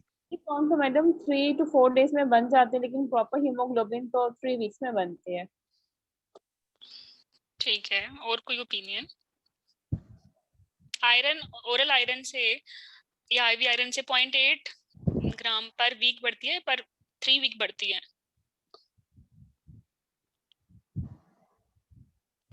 पर वीक बोलते हैं। ठीक है, बढ़ जाती है, बट मैनिफेस्ट लेट होती है। तो आफ्टर अ वीक जो टेस्ट पॉजिटिव होता है, अगर पेशेंट रिस्पॉन्स दे रही है तो वो रेटिक्स होता है। Earliest you know thing which can tell के पेशेंट रिस्पॉन्ड करेगा ट्रीटमेंट को, वो रेटिक्स है। और आयरन देने के बाद भूल नहीं जाना होता पेशेंट को, या ट्रीट करने के बाद आयरन डेफिशिएंसी को आपने पेशेंट को फॉलो अप पे देखना है कि रिस्पॉन्स है, क्लिनिकल भी देखना है और लैब पे भी देखना है। क्लिनिकल में तो सिम्टम्स बेहतर हो जाएंगे, ठीक है, और क्लिनिकल पे पेलर थोड़ा कम होगा, और रेस्पिरेटरी रेट पल्स थोड़ी कम होगी, और लैब पे जो है रेटिक्स इंप्रूव हो जाएंगे। और रेटिक्स बहुत इम्पोर्टेंट होते हैं for anaemia and for thalassaemia. क्या डिफरेंस होता है? थैलेसीमिया होता है तो रेटिक्स कैसे होते हैं? या अगर मैं कहूँ परनीशियस एनीमिया है क्योंकि ऑटोइम्यून स्पेक्ट्रम के साथ लैंड की है। डॉक्टर आयरन डेफिशिएंसी में रेटिकुलोसाइट काउंट जो है वो कम होता है, और बढ़ बाकी जाता एनीमिया है। में रेटिकुलोसाइट काउंट बढ़ जाता बाकी है। हिमोलिटिक है, ऑटोइम्यून है, हीमोग्लोबिनोपैथीज हाँ है, जी, सब में सब में नॉर्मल बढ़ होगा या जाता है, ज्यादा ही होगा। बट एनीमिया ज्यादा में होता कभी भी नहीं है नॉर्मल के ज्यादा होगा, या हमेशा कम ही होगा। और जब आप है। आयरन तो इसकी दोगे रीजन तो हाँ दोगे तो ये रिस्पॉन्ड करेगा, ये राइज होगा। और आपको प्रॉब्लम रेटिक्स को इंटरप्रेट करने में तब होगी जब पेशेंट आयरन खा के आया होगा, मतलब कभी कभार खा लेता है क्योंकि उसमें राइजिंग मिलेंगे ना, फिर आप कहोगे ये एनीमिया नहीं है, वो स्टिल एनीमिया है बट रिस्पॉन्डिंग एनीमिया है। ठीक है, आप उसकी लैब का पहले जो है वो लेट देख रहे हो। अगर ये पहले जब इसको डेवलप हुआ था प्योर जो इसकी लैब थी उसमें ये कम ही था, but someone gave her iron and she started to take iron occasionally. हाँ पुअर कंप्लायंस है, बट रेटिक्स तो इंप्रूव होने लग गए हैं ना। अब यही वजह है कि आप लोग जो है वो लैब्स को की इंटरप्रिटेशन अच्छी नहीं कर पाते। ये ट्रिकी होता है क्योंकि एक तो हमारी लैब अच्छी नहीं होती, दूसरा पेशेंट भी मल्टीपल ट्रीटमेंट लेके आया हुआ होता है। तो एनीमिया की टाइपिंग करना ना, ये इसके लिए आपको अच्छा खासा बेसिक नॉलेज चाहिए। और ये आप प्लीज अपना सही कर लो, ठीक है। स्टेरॉइड ले रही है, उस पे टीएलसी के कौन कौन से पैरामीटर्स कम होंगे, ठीक है। पेरिफेरल फिल्म पे कौन कौन से टारगेट सेल्स होंगे, ठीक है। मेंजर इंडेक्स क्या होता है थैलेसीमिया के लिए, रेटिक्स कब कम होती है कब ज्यादा होती है, बहुत बेसिक क्वेश्चंस हैं। और सम टाइम एग्जामिनर ये एमसीवी एमसीएचसी इनके फार्मूले भी आपसे निकलवाते हैं तसल्ली से बैठा के, आयरन डोज निकलवाते हैं, कैलकुलेशन करवाते हैं, डिफरेंट कैलकुलेशन के फार्मूलेज पूछते हैं। मैं आज के ना सेशन में आप लोगों को एनीमिया के वाइवा क्वेश्चंस बहुत डिटेल में नहीं करवा पाऊंगी, but I will make another recorded session, इसमें ये सारे क्वेश्चंस मैं आपको करवा दूंगी, ठीक है। आज हम बस ये देखते हैं कि हिस्ट्री अच्छी कैसे होती है, एग्जामिनेशन कैसे अच्छा होता है, और इन्वेस्टिगेशन कैसे पूछनी है, डीडीज कैसे बनानी है, और बेसिकली मैनेज कैसे करना है, ठीक है, मतलब स्ट्रेट फॉरवर्ड। अच्छा डॉक्टर हिरा, हमने रेटिकुलोसाइट काउंट मांगना है उसके जब हमने पेरिफेरल स्मीयर?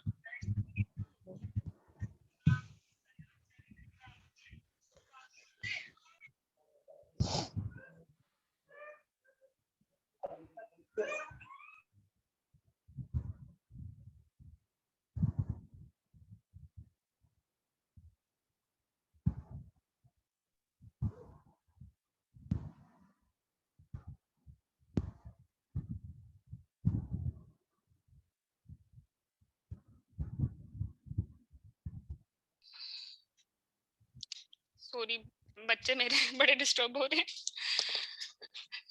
आखिरी डॉक्टर इशारा हिरा, मैंने पूछा था कि हाँ। रेटिकुलोसाइट काउंट हमने मांगना है इसमें पेशेंट में, जो हम दोनों चीजें मांगते हैं, रेटिकुलोसाइट काउंट भी मांगते हैं हम या नहीं?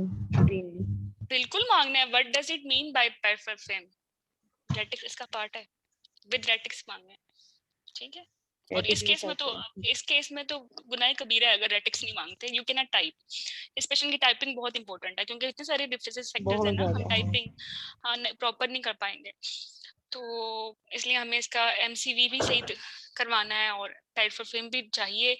और जब हम मैनेजमेंट पे जाएंगे तो अगर एग्जामिनर ने पेरिफेरल फिल्म हमें नहीं दी तो हमने मतलब इम्फेसाइज करना है कि हमें चाहिए, and as per typing of anaemia I will manage my patient. और अगर पेशेंट कहता है, एग्जामिनर कहता है ही नहीं ना, तो फिर आपने जो है इसको मैनेज करना है क्लिनिकली।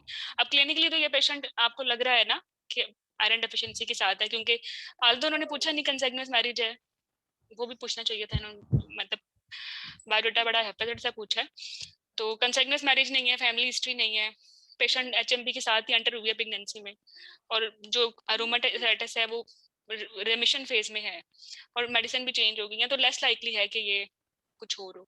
तो it will be like first में जो है ये यही होगा, आयरन डेफिशिएंसी एनीमिया होगा, तो आपने उसे एज आयरन डेफिशिएंसी एनीमिया ही ट्रीट करना है। और उसको वैसे भी आईवीआरएन लग गया है, और अगर अगर हॉस्पिटल में लग गया ना आईवीआरएन, तो आप ये मत सोच लो कि ये आयरन डेफिशिएंसी एनीमिया, क्योंकि इसको आईवीआरएन लग गया, थैलेसीमिया नहीं हो सकता। पेशेंट मिसमैनेज भी होते हैं, हमने शायद डॉक्टर हिरा, पेशेंट बहुत मिसमैनेज होते हैं हम लोग ना, कोई मतलब 1 वीक से अनीमिया ही देख रहे हैं, कोई मेरा ख्याल है 7-8 पेशेंट्स जो है ना वो अनीमिया के पड़े हुए थे, किसी के इंडिसीज नहीं हुए हुए थे, और ऐसे ही उनको ब्लड भी लग रहे थे और आईवीआरएन भी लग रहे थे, हर चीज अच्छा एक मुझे एक हमारे इम्पोर्टेंट सिचुएशन है, ये जो कोविड में प्रेगनेंसी के विजिट्स है ना और जो इन्वेस्टिगेशन है वो चेंज है। जैसे फास्टिंग नहीं कराना, ओजीडीटी कराना होता है, ठीक है। ये आपने टिपिकल ना देख के जाने हैं, क्योंकि आप लोग एग्जाम दे रहे हो कोविड सिचुएशन में। और ये होमवर्क किसका है? ये फिर महविश का है। हिरा पता नहीं कहाँ है, महविश कहाँ है हिरा?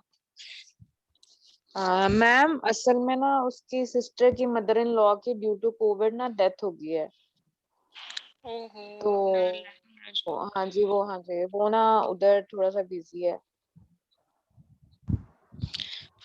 सही, बस अब आप लोग भी एहतियात करो, अपनी वैक्सीनेशन कराओ, ठीक है। और एक हफ्ते में रोज मत जाओ प्लीज, एक दिन जाओ मैक्सिमम पेशेंट देखो और घर बैठ के तैयारी करो, ठीक है। जो मर्जी करो, कोई सेशन मैम लो, वो किसी को भी ज्वाइन अच्छा करो, ग्रुप्स बनाओ, और बट अवॉइड हॉस्पिटल।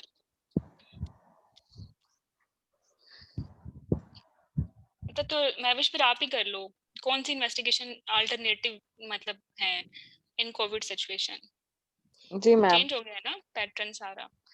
तो वो जो जी नॉर्मल प्रेगनेंसी में जो एक पैटर्न हम फॉलो करते हैं एंटीनेटल विजिट्स का, वो चेंज हो गया है। अब आप एग्जाम में ये नहीं कह सकते इस पेंडेमिक सिचुएशन में जो अगले पूरा साल रहने वाली है कि मैं इसको ट्वाइस वीकली बुलाऊंगी और मैं इसको फोर्टनाइटली बुलाऊंगी। ठीक है, बी स्पेसिफिक, अनड्यू इसके विजिट्स नहीं कराने, अनड्यू इन्वेस्टिगेशन नहीं करानी, मतलब ऐसी इन्वेस्टिगेशन कराएं जिसमें पेशेंट का एक ही विजिट में डायग्नोज हो जाए।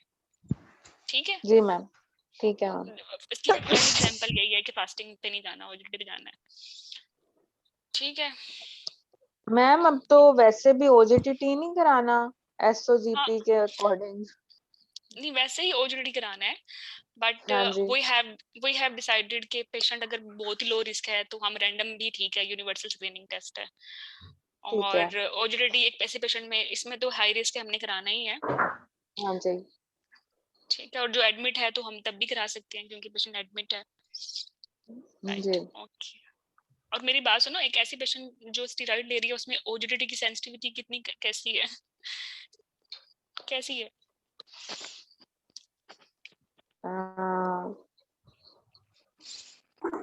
स्टेरॉइड में तो हाइपोग्लाइसीमिया होता है मैम ना, तो इसमें तो सेंसिटिविटी तो डिक्रीज हो जाएगी ओजीटी की। हाँ, पर रेजिकेट्स होते हैं ओजीटी कराने के, 7 दिन से पेशेंट कोई इन्फेक्शन ना हो, कोई डाइट ना कर रही हो, मैदा ठीक हो उसका ना, ये ना हो जितना भी लोड दें और वो मैल एब्जॉर्प्शन और वो एब्जॉर्ब भी ना कर जाए तो क्या उसको इंसुलिन इंजेक्ट करेगी, और ऑब्वियसली ठीक है मैम, स्टेरॉइड। सही ओके है। चलें अब इसको मैनेज करते हैं। इन्वेस्टिगेशन थी, इन्वेस्टिगेशन में सबसे पहले बेसलाइन में क्या थी, इन्होंने ब्लड ग्रुप पूछा। 5 इन्वेस्टिगेशन होती है ना, blood group, complete blood count, viral marker, RBS, चलो इसमें तो नहीं कराना बट होता यही है, और कंप्लीट यूरिन एग्जामिनेशन।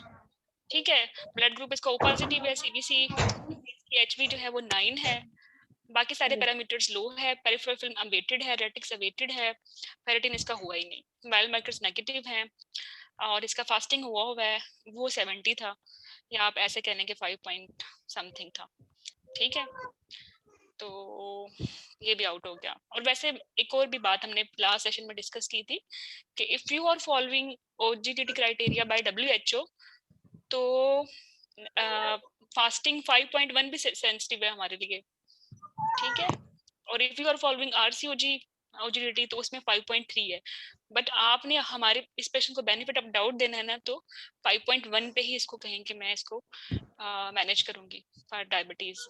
ठीक है, गॉट इट, यहाँ क्लियर हो? जी मैम। आरसीओजी का 5.6 नहीं था फास्टिंग, सॉरी 5.6 है, 5.3 मेंटेनेंस है, राइट, यू आर राइट, और 5.1 तो है वो डब्ल्यूएचओ का था। ठीक है, और एसओजीपी का क्या है महविश?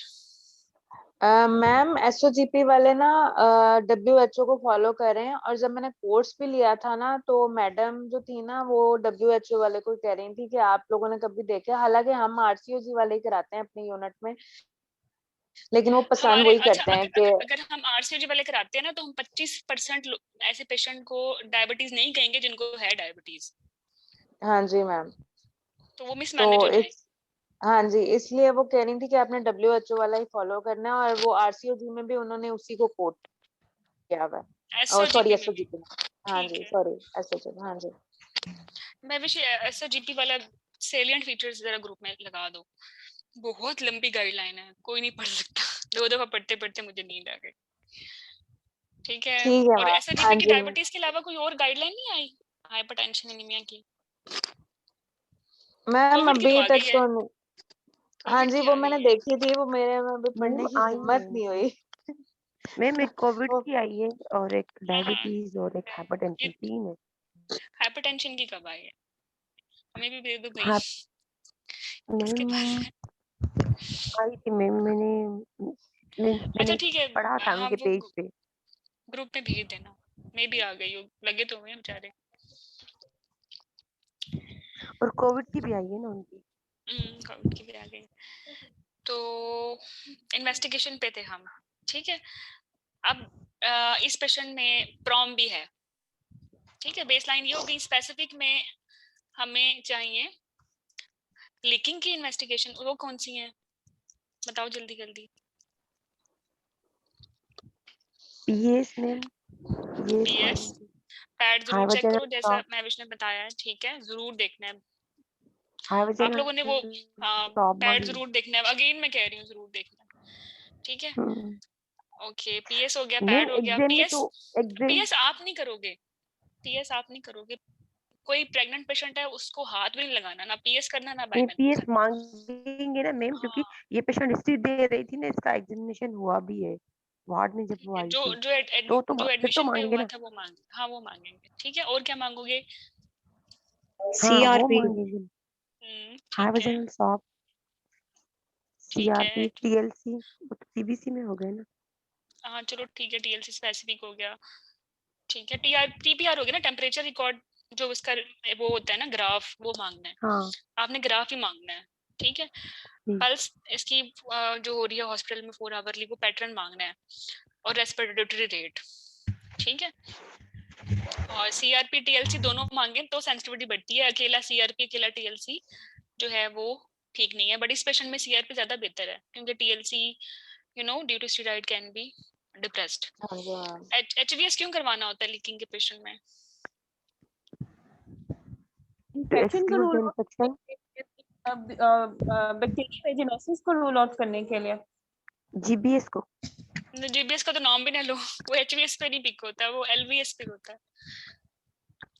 अच्छा और कुछ इसलिए करवाते हैं एचवीएस, यू नो, हमने अगर पेशेंट को एंटीबायोटिक्स दी हैं, कोरी हो जाता है, दे डोंट रिस्पोंड, तो फिर how we will change? if we have HBS in culture and sensitivity, we can change our management.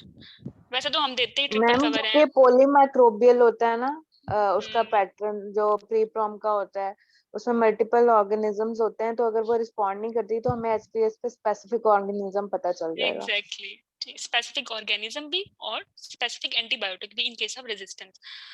Okay तो आप कौन सा एंटिसिपेट करते हो, एचबीएस पे कौन से ऑर्गेनिज्म ज्यादा होंगे,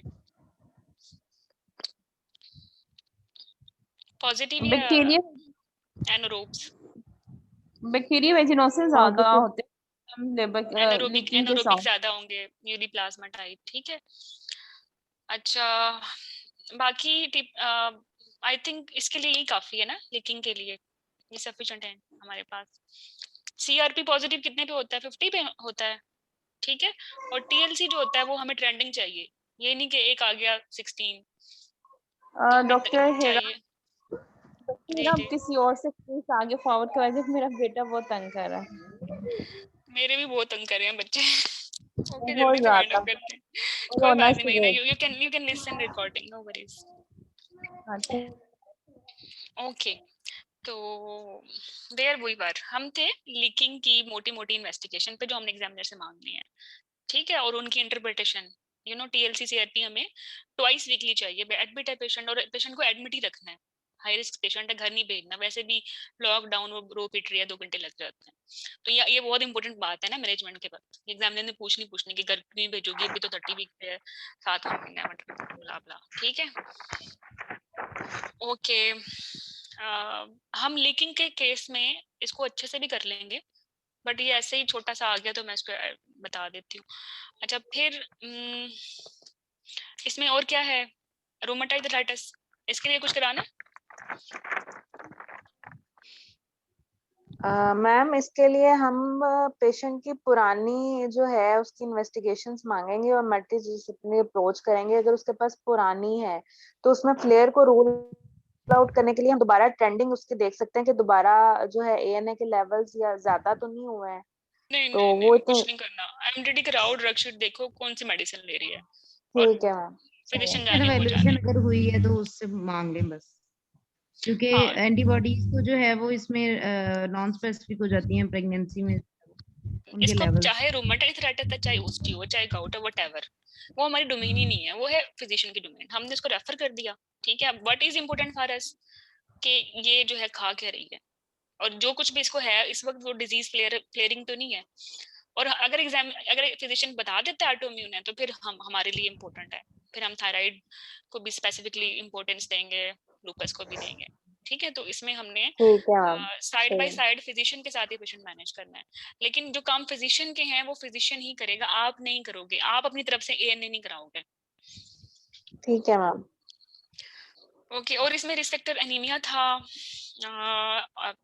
आई थिंक UTI है, ठीक है।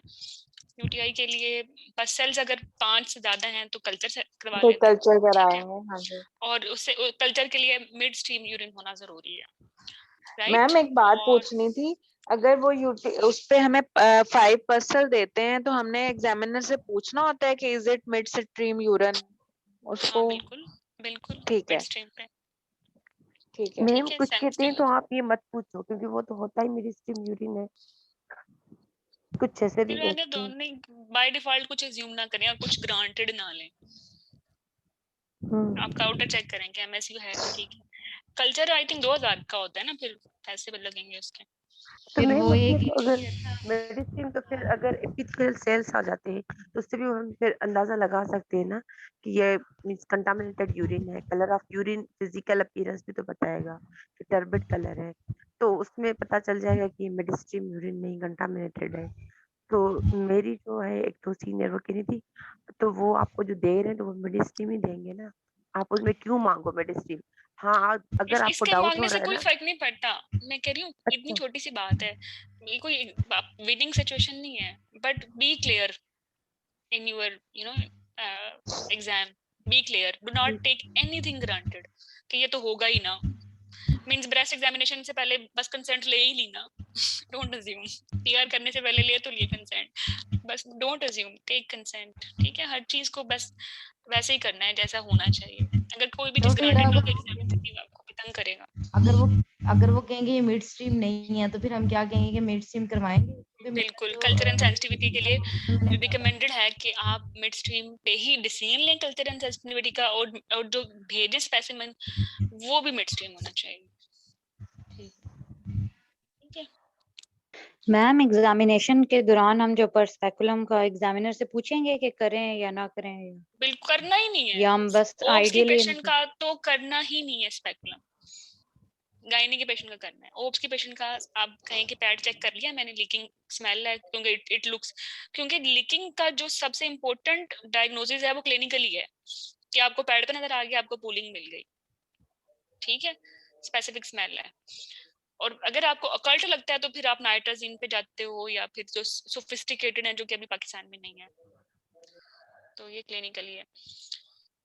ओके, ऐसे डॉक्टर PS पे हमने क्या देखना है कि ये हमने कंफर्म करना है कि लाइकर था या नहीं उसका, बस हाँ इसलिए अगर हम आप मांग रहे हैं। पेशेंट से हाँ उसको फिक्स करें पोस्टीरियर फॉरनिक्स पे, उसको कफ कराएं, पूलिंग हो जाती है तो then it is you know ma'am मैं ये पूछ रही थी कि हम पीएस ना खुद से ना करें ना, हम पेड ही चेक करें, अगर हुआ है तो वो हम हाँ मांगे। सुमेरा एक्सीलेंट, खुद से करना ही नहीं है, एग्जामिनर कहे ना कर लो तो फिर हाँ दोबारा नहीं, पूछना madam are you sure my patient is, मतलब ओप्स पेशेंट है, ये SOP नहीं है एग्जाम की, but if you want me तो मैं कर लेती हूँ, वो जब इम्फेसाइज कर रही हैं, but this is not SOP of exam.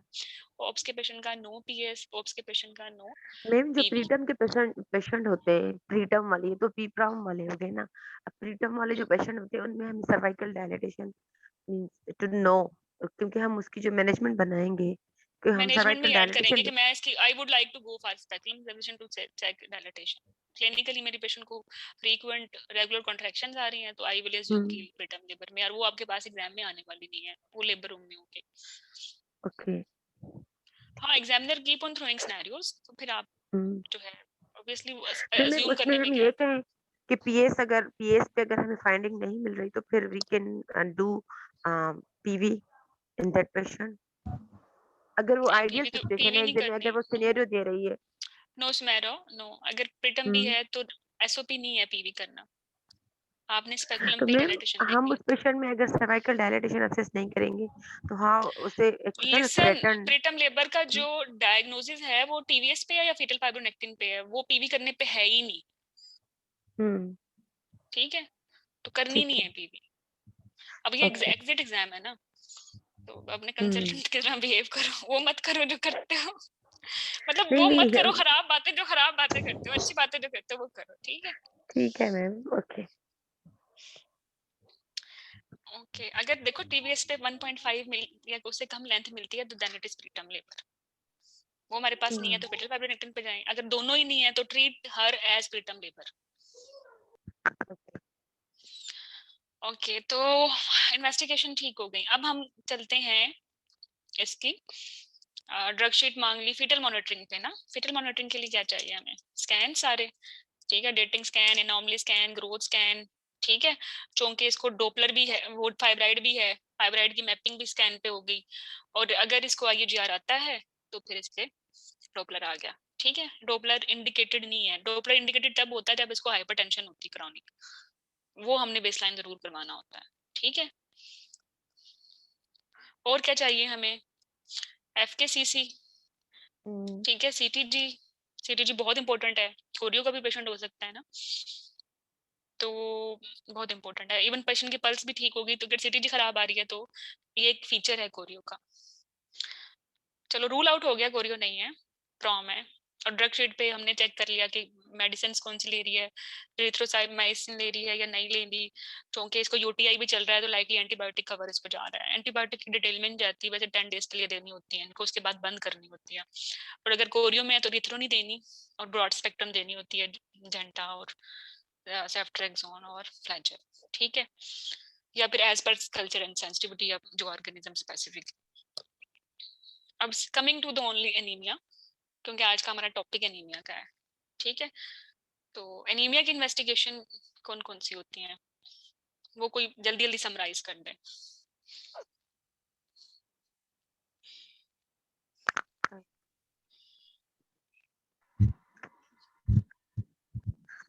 Hello ji ji complete blood count, ठीक है, हीमोग्लोबिन लेस देन 10.5 है ये पेशेंट थर्ड ट्राइमेस्टर में, तो फिर एमसीवी, एमसीएच और एंड एमसीएचसी एंड देखो एब्रिविएशन यूज नहीं करनी, mean corpuscular haemoglobin, mean corpuscular concentration ऐसे ही बोलना है। mean corpuscular volume and mean corpuscular hemoglobin in picogram and mean corpuscular hemoglobin concentration in gram per deciliter and reticular smear reticular count रेटिक्स तो CBC में नहीं मांगते, peripheral film पे आते हैं। पेरिफेरल फिल्म में आते हैं लोग तेरा पेरिफेरल स्मीयर के बाद मैंने पेरिफेरल फिल्म में आपने ये जो है टारगेट सेल्स देखने हैं, ठीक है, और रेटिक्स। सीबीसी में आपने आप देखना चाहेंगे प्लेटलेट काउंट, आरबीसी काउंट या आरडीडब्ल्यू, और इस पे क्या फर्क पड़ता है? इसमें ये देखेंगे ना। अच्छा एक मिनट, आपने ये तीनों इन्वेस्टिगेशन ना मांगनी नहीं है एग्जामिनर से, let examiner to ask what are these. आपने मांगने यही है सीबीसी, एमसीवी, एमसीएचसी और एमसीएच, ठीक है, प्लेटलेट, टीएलसी, 5 चीजें। अगर एग्जामिनर कहे कि प्लेटलेट्स जो हैं आयरन डेफिशिएंसी एनीमिया में ज्यादा क्यों होते हैं, ठीक है, या कौन से टिपिकल सिचुएशंस हैं जिसमें कम हो जाते हैं, जैसे जेस्टेशनल थ्रोम्बोसाइटोपेनिया में, वो 2-4 बातें आपसे पूछ लेते हैं। या फिर आरडीडब्ल्यू क्या होता है, और एनीमिया में ये स्पेक्ट्रम ज्यादा क्यों होता है और थैलेसीमिया में कम क्यों होता है, और आरबीसी काउंट जो है वो थैलेसीमिया में नॉर्मल क्यों होता है और इसमें कम क्यों होता है। ये सब चीजें, इनकी इंटरप्रिटेशन, जस्टिफिकेशन, इससे बच नहीं सकते आप, ठीक है। ओके, और इसके बाद कौन सी इन्वेस्टिगेशन है? Done, CBC done, peripheral film with retics done. Third investigation कौन सी है?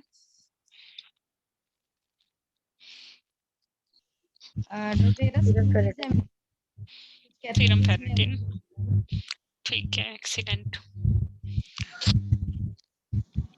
इस पेशेंट में क्यों जरूरी है? हमने तो कहा इसको आयरन डेफिशिएंसी एनीमिया, तो ठीक है इसको आयरन दे दो, आईवीआरएन भी लग गया है, तो इतनी महंगी इन्वेस्टिगेशन फेरेटिन कराने की क्या जरूरत है? जस्टिफिकेशन दें इसकी।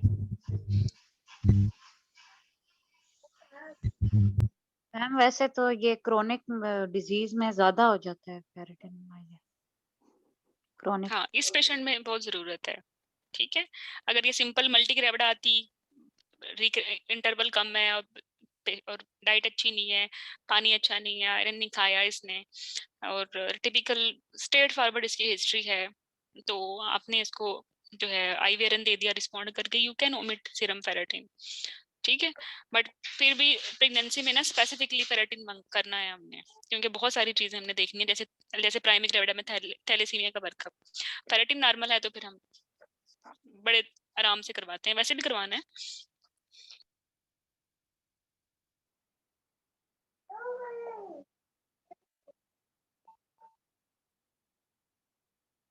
अच्छा, तो रिस्क फैक्टर्स कौन से हैं इस केस में?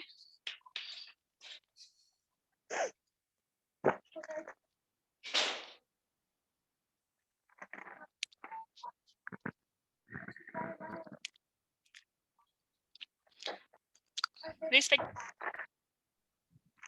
मैम इस पेशेंट में प्राइमरी ग्रेविडा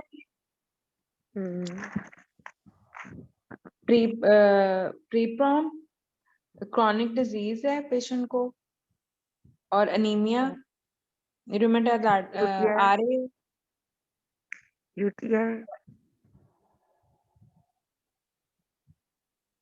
मैम आपको आवाज आ रही है? हाँ मुझे आ रही है, बस 1 मिनट दे दो मुझे, मैं सुनती हूँ।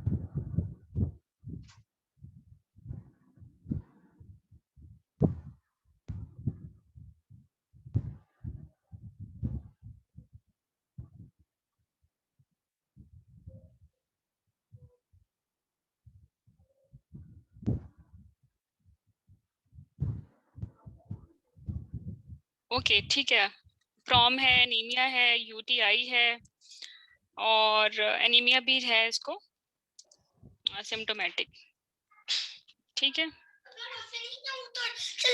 अच्छा बेटे आते हैं, 1 मिनट।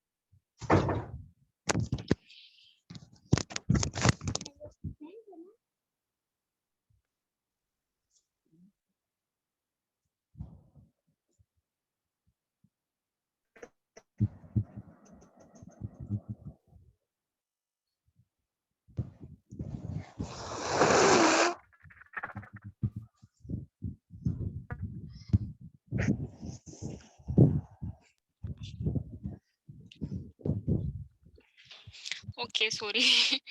अच्छा यूटीआई है, सिम्टोमेटिक एनीमिया, प्रॉम, और क्या था याद करो जल्दी जल्दी। आरए थी, प्राइमरी ग्रेविडा थी। ठीक है मैम एचएमबी को रखेंगे, जो एचएमबी की वो हिस्ट्री दे रही थी 6 हाँ years बिल्कुल, prior to जब ये pregnancy। डिस्चार्ज हो जाएगी ना तो फिर इसको हाँ। बताना है कि अपने फाइब्राइड का इलाज करें एचएमबी प्रॉपर। बिल्कुल रिस्क फैक्टर है। अनीमिया में अब्रप्शन भी तो हो जाती है, वो हाँ आईयूडी भी हो बिल्कुल, सकता अभी है। इस पेशेंट में रिस्क फैक्टर तो कौन सी मतलब करंट रिस्क फैक्टर्स कौन से हैं? ठीक है, ओरियो का तो है ना। में पुअर कंप्लाइंट भी है पेशेंट। कंप्लायंस अच्छी नहीं है, ठीक है। और सोशल इकोनॉमिक स्टेटस का पता नहीं, हिस्ट्री में पता नहीं चला चलो वो क्या है। वो यहाँ लाइकली सबके पुअर ही होते हैं। और फिर एक फैक्टर वो भी आ गया, क्रॉनिक अगर डिजीज poor है। है, रूमेटॉइड आर्थराइटिस। ये वाली जो आपकी लिस्ट है ना, ये आपकी मैनेजमेंट की जान है। अगर ये प्रॉपर नहीं बनाओगे ना, you can not manage your patient.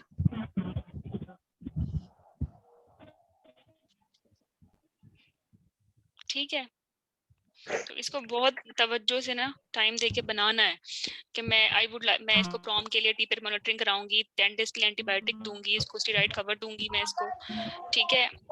और यूटीआई के लिए मैं इसको ट्रीट करूंगी। एचएमपी के लिए जब ये डिस्चार्ज हो जाएगी तो मैं इसे बताऊंगी कि अपने फाइब्राइड का ट्रीटमेंट करवाए, ठीक है। कंप्लायंस के बारे में एजुकेट करूंगी मैं इसको, हाई रिस्क सिचुएशन है, हाँ, और चोंके रूमेटॉइड है या कोई भी मेडिकल कंडीशन है।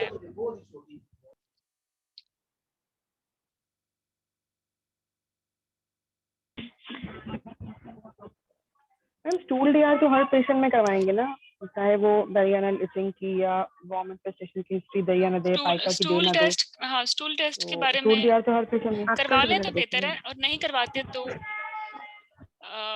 यू कैन गिव जस्टिफिकेशन कि by default it's our unit protocol, हमने डीवम करना ही करना, ठीक है।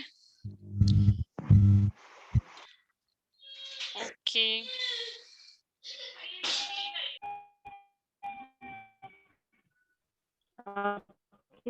आवाज करती है मैम, समझ स्टूल डीआर के बारे में जो आपने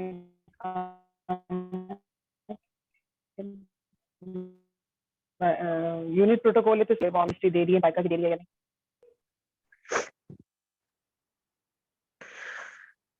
मैम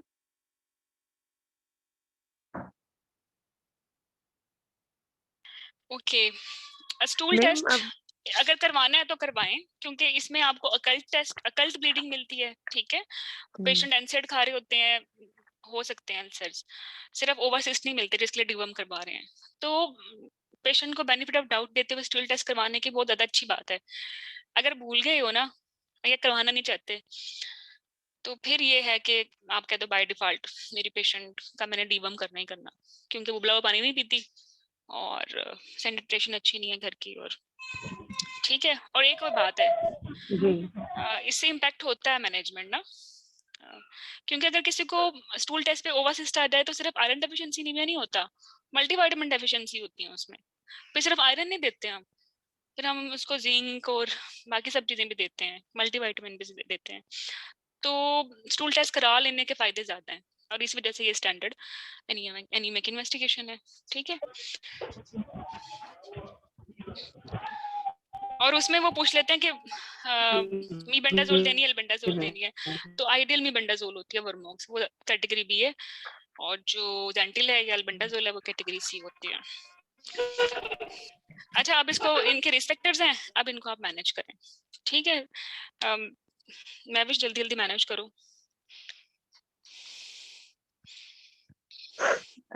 इसमें first of all I will complete my missing investigation. I will counsel the I will involve multidisciplinary team in the form of physician, hematologist, and neonatologist at the time of delivery.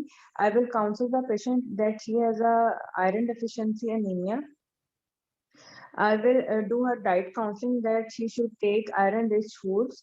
I will add folic acid. I will counsel regarding the intake of iron that she took iron in between meals, and she should take it with the simple water or a lime water, and she should avoid tea and coffee. I will correct her anemia by madam ये कितने weeks में थी patient? Sorry madam मैं kitchen में हूँ, यहाँ ना थोड़ा वो आवाज कम आती है। ये अराउंड 30 वीक्स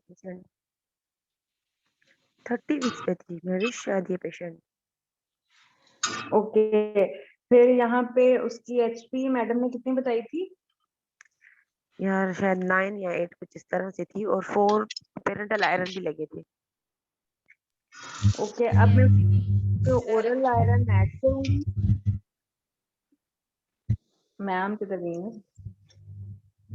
मैम इधर ही है। ठीक है, आपने नंबर 1 स्टेप आपने इसकी मिसिंग इन्वेस्टिगेशन जो है वो कंप्लीट कर लें, जिसमें से पेरिफेरल फिल्म बहुत जरूरी थी। ठीक है, ऑल्दो हमने जी प्रूव कर दिया कि आयरन डेफिशिएंसी है, ठीक है, और हमारा जो मेन डायग्नोसिस है आयरन डेफिशिएंसी नीमिया है, बट डीडीज में आपने बताना है कि अच्छा डायग्नोसिस जो है ना, आपने पेशेंट जो डीडीज डिस्कस होंगी वो सिम्टम बेस्ड भी हो सकती हैं और वो माइक्रोस्कोपी बेस्ड भी हो सकती हैं। मींस यू कैन से कि आयरन डेफिशिएंसी नीमिया है, सेकंड पे फोलिक एसिड डेफिशिएंसी नीमिया, थर्ड पे परनीशियस हो सकता है, ठीक है, फोर्थ पे जो है ये ऑटोइम्यून हो सकता है, हेमोलिटिक हो सकता है, ब्ला ब्ला, या एनीमिया क्रोनिक डिजीज। या फिर आप ऐसे कर सकते हो कि मैडम फर्स्ट पे माइक्रोसिटिक है, सेकंड पे मैक्रोसिटिक है, थर्ड पे नॉर्मोसिटिक है, ठीक है, it's up to you, both are acceptable. अच्छा, डीडीज के बाद हम मैनेजमेंट पे थे। सबसे पहले मिसिंग इन्वेस्टिगेशन, दूसरे नंबर पे जो है पेशेंट की एजुकेशन है, ठीक है, कि वो कितनी हाई रिस्क है एंड शी नीड एडमिशन। जितने भी रिस्क हैं उसको आप बता दें कि जल्दी रिलीवर होने का रिस्क है, दवाइयाँ नहीं खाएगी तो फेयर का रिस्क है, although it is low 20%, और इसको जो है किस कैटेगरी का एनीमिया है, आई थिंक माइल्ड है ना? 3 नो मैम 3 हो गया ना, शॉर्टनेस ऑफ ब्रेथ भी तो है।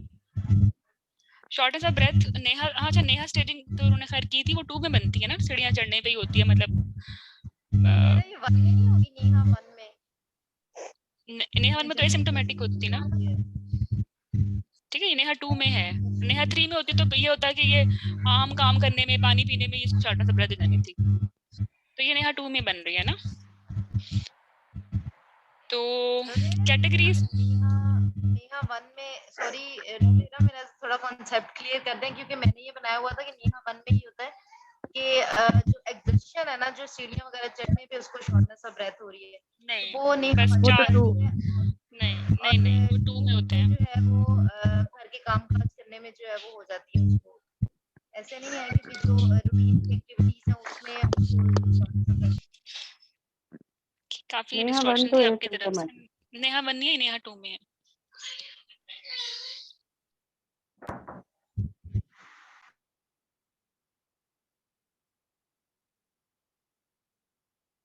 ठीक है, नेहा 2 में है, और सेवेरिटी अगर पेशेंट कहना मेरा एचबी 10 है और वो शॉर्टनेस ऑफ ब्रेथ के साथ है नेहा 3 में, तो आपने ये नहीं कहना कि ये जो है माइल्ड है, सवेयर ही है।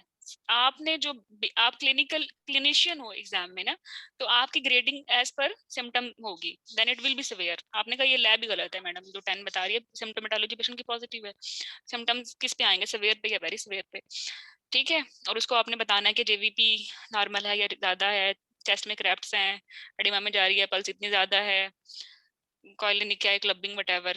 तो आपने क्लिनिकल ग्रेडिंग करनी है प्लीज, आपने एचबी बेस नहीं करनी। ओके, एजुकेट कर दिया, फिटो मैटरनल इम्प्लीकेशन बता दी, हाई रिस्क है, लीकिंग हो गई है, प्रीटर्म डिलीवरी है, इन्फेक्शन का रिस्क है, एक इसको एक ऑटोइम्यून डिजीज है, साथ में इसको यूरिनरी ट्रैक्ट इन्फेक्शन है, और साथ में इसको लाइकली फाइब्राइड है, क्योंकि आपने पीए कर लिया, पीए पे लार्ज फार जेस्टेशनल एज मिल रही है।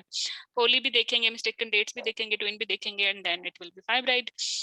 ओके, और pregnancy with fibroid in high risk होता है, तो एपीएच का भी रिस्क है, पीपीएच का भी रिस्क है, मैपिंग भी करवा ली स्कैन पे, एवरीथिंग इज डन। तीसरे नंबर पे हो गई एमडीडी, इसमें रोमेटोलॉजिस्ट आ गया, ठीक है, रोमेटोलॉजिस्ट आ गया, एनेस्थेटिस्ट आ गया, रेडियोलॉजिस्ट आ गया, न्यूरोलॉजिस्ट आ गया, एंड डाइटिशियन आ गए। डाइटिशियन एनीमिया में ऐड कर लेने चाहिए। और ये जो डिफरेंट किस्म की ड्रग्स है ना, उनका डाइट के साथ और डिफरेंट रिस्क इंटरेक्शन भी होता है, तो डाइटिशियन को इन्वॉल्व करना बेहतर है, ठीक है। और आयरन की एब्जॉर्प्शन पे भी जो है इम्पैक्ट होता है अगर पेशेंट को ये MDR type disease modifying drugs ले रहा है, ठीक है। अच्छा, इसके बाद चौथे नंबर पे जो करंट इश्यूज होते हैं ना पेशेंट के, उनको देखें, यूटीआई ट्रीट करें, एनीमिया ट्रीट करें, ऑप्टिमाइज करें, ठीक है। और जब सब कुछ ट्रीट हो गया, फोर्थ नंबर पे इसका mode of delivery, time of delivery, ठीक है। और करंट सिचुएशंस में इसको स्टेरॉइड भी देंगे हम बच्चे को ना। ओके, अच्छा ये बताओ, अगर पेशेंट पहले से स्टेरॉइड ले रहा होता है तो क्या उसको बोलस देना चाहिए स्टेरॉइड का?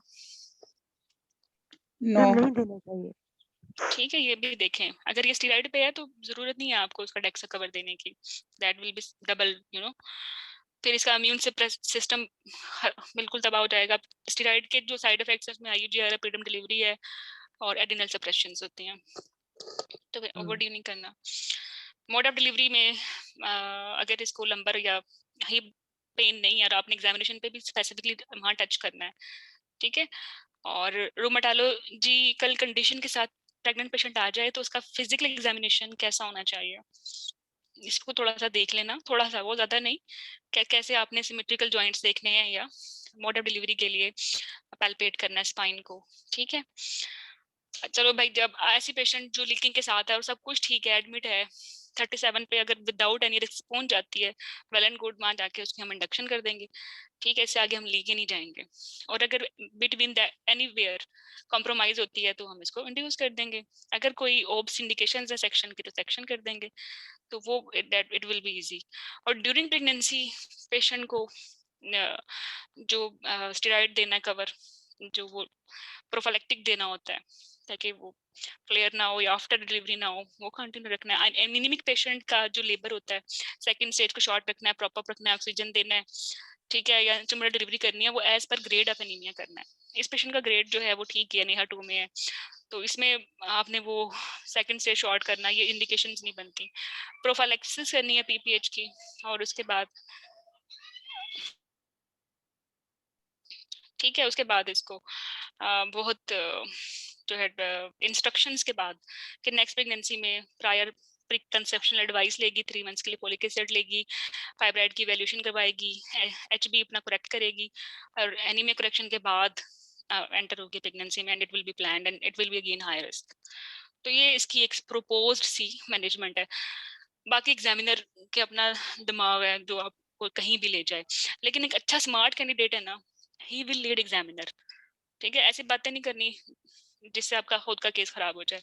बी सिंपल एंड जल्दी से इसको डिलीवर कराओ बस, ठीक है। तो ये इसका देखो मैसेज है इस केस का। आपने गेस्टेशन एज कौन सी बताई जिससे हम इसे डिलीवर करवाएं? 37 प्री प्राम हो फिर भी, हाँ न्यू हाँ गाइडलाइंस बिल्कुल में यही है। बिल्कुल। हाँ नहीं मैम सही है। हमारे यहाँ हमारे यहाँ ना टर्म के बच्चे नहीं बचते, ठीक है।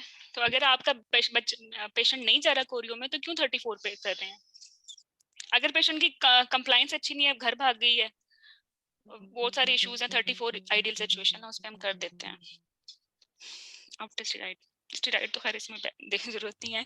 और ड्रग शीट पे अगर स्टेरॉइड है तब, अगर नहीं ले रही जैसे कि राबिया नहीं ले रही तो फिर इसको देना पड़ेगा। अच्छा, अब एक सिचुएशन है, प्रीवियस 1 है प्रॉम के साथ, चलो यही पेशेंट है प्रीवियस 1, अब कैसे करोगे? कोरियो है, रप्चर है। मैम कोरी, अगर कोरी होते तो फिर तो हम इमीडिएटली डिलीवर करें। देखो मैं ये बता रही हूँ कैसे उस पी प्रॉम में टोकोलोसिस कैसे करनी है अगर प्रीवियस 1 है, चलो ये सही है।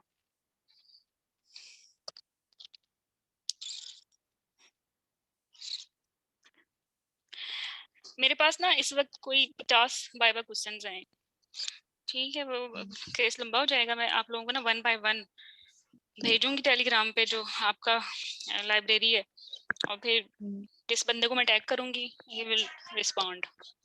नहीं भी आता तो फिर बाद में मैं खुद ही बता दूंगी, ठीक है। बट एनीमिया के क्वेश्चंस, हाँ टोकोलिसिस का पूछ रही थी या प्रीवियस वन में इंडक्शन का पूछ रही थी? अभी प्रीवियस 1 हो ये पेशेंट तो फिर कैसे मैनेज करोगे प्री टर्म में? अगर प्री टर्म लेबर में जा रही है और प्रीवियस 1 भी है तो कोलोसिस करनी है नहीं करनी? मैम अगर कोरियो में है तो नहीं करेंगे, तो फिर तो नहीं वैसे हम करेंगे। नेफेडिपिन दे देंगे। कोरियो में नहीं करेंगे। कैसे एंटिसिपेट करोगे कोरियो में जा रही है नहीं जा रही? पल्स तो दोनों मैम में खराब है, रप्चर में भी ज्यादा है, CTG रप्चर में भी ज्यादा है, मतलब गोइंग टू बी रप्चर में, आफ्टर रप्चर तो हर अलग सिचुएशन होगी। तो मैम फिर यूट्राइन टेंडरनेस रेगुलर ट्राइन देखेंगे। कॉन्ट्रैक्शंस हैं, टेंडरनेस यूट्राइन है टेंडरनेस तो और रप्चर में भी हो टेंडरनेस सकती है है। पॉजिटिव, और कोरियो में भी हो सकती है। मैम बिशप टेम्परेचर मैम उसका लाइकर फाउल स्मेली है कि नहीं है, और म्यूकोप्रूलेंट तो नहीं है या क्लियर है? अच्छा, और मैं भी आप क्या फरमाती हैं? मैम पेशेंट का फीवर देखेंगे और उसकी जो हम अगर कोई previous one ma'am PROM fetal के साथ जो प्रीटर्म लेबर में जाती है, तो वो ऐसा प्रॉम जो प्रीटर्म लेबर में जा रहा है, इट्स मीन अंदर अकल्ट इन्फेक्शन है। Do not go for tocolysis, it's indication for delivery. और आप इसकी बैक पे रप्चर को भी निगेट कर सकते हैं। ठीक है, ये वो वही सिचुएशन है जिसमें हम नहीं करते टोकोलोसिस। ये टर्मिनेशन की इंडिकेशन है। लेबर में क्यों जाएगी? एक पेशेंट जिसको लीकिंग हो गई है, ऑब्वियसली इन्फेक्शन हो गया, क्यों कर रहे हैं टोकोलोसिस? अच्छा बच्चों, ठीक है, अब बाकी क्वेश्चंस हैं, मैं आप लोगों को वो मैम पीडीएफ बना एक के बात भेज दूँ। पूछनी थी, वो मुझसे मिस हुई है, प्लीज बता दें। अगर जो आपने बताया था कोरियो और फ्लेयर में डिफरेंशिएटिंग पॉइंट आपने बताए थे, वो मुझसे मिस हुए हैं। टेंडरनेस बताई थी, प्राइम टेंडरनेस यार कोरियो वही में होगी वाले और फ्लेयर में नहीं लूपस होगी। नेफ्राइटिस याद है आप लोगों को? बस कुछ वैसे ही होंगे। ठीक है, ठीक है। लेकिन फिर भी कोरियो में लोकलाइज टेंडरनेस होती है, फ्लेयर में कैसे होगी? उसमें नहीं होती। ठीक है, कोरियो में लाइकर सिग्निफिकेंटली क्लासिकल फीचर्स आएंगे, फ्लेयर में नहीं आएंगे, और लैब्स बहुत क्लासी होती हैं फ्लेयर वाले पेशेंट की। ठीक है, कोरियो वाले पेशेंट की डिफरेंट होती हैं, उसमें इनके टाइटर्स आई थिंक डीएनए ज्यादा होते हैं, राइजिंग होते हैं, और इसका अपना एक होता है एंटी-सीसीपीपी टेस्ट फ्लेयर का, वो ज्यादा हो जाता है। ठीक है, ये रिकॉर्डिंग भेजेंगी ना? हाँ, मैं आई विल सेंड रिकॉर्डिंग। और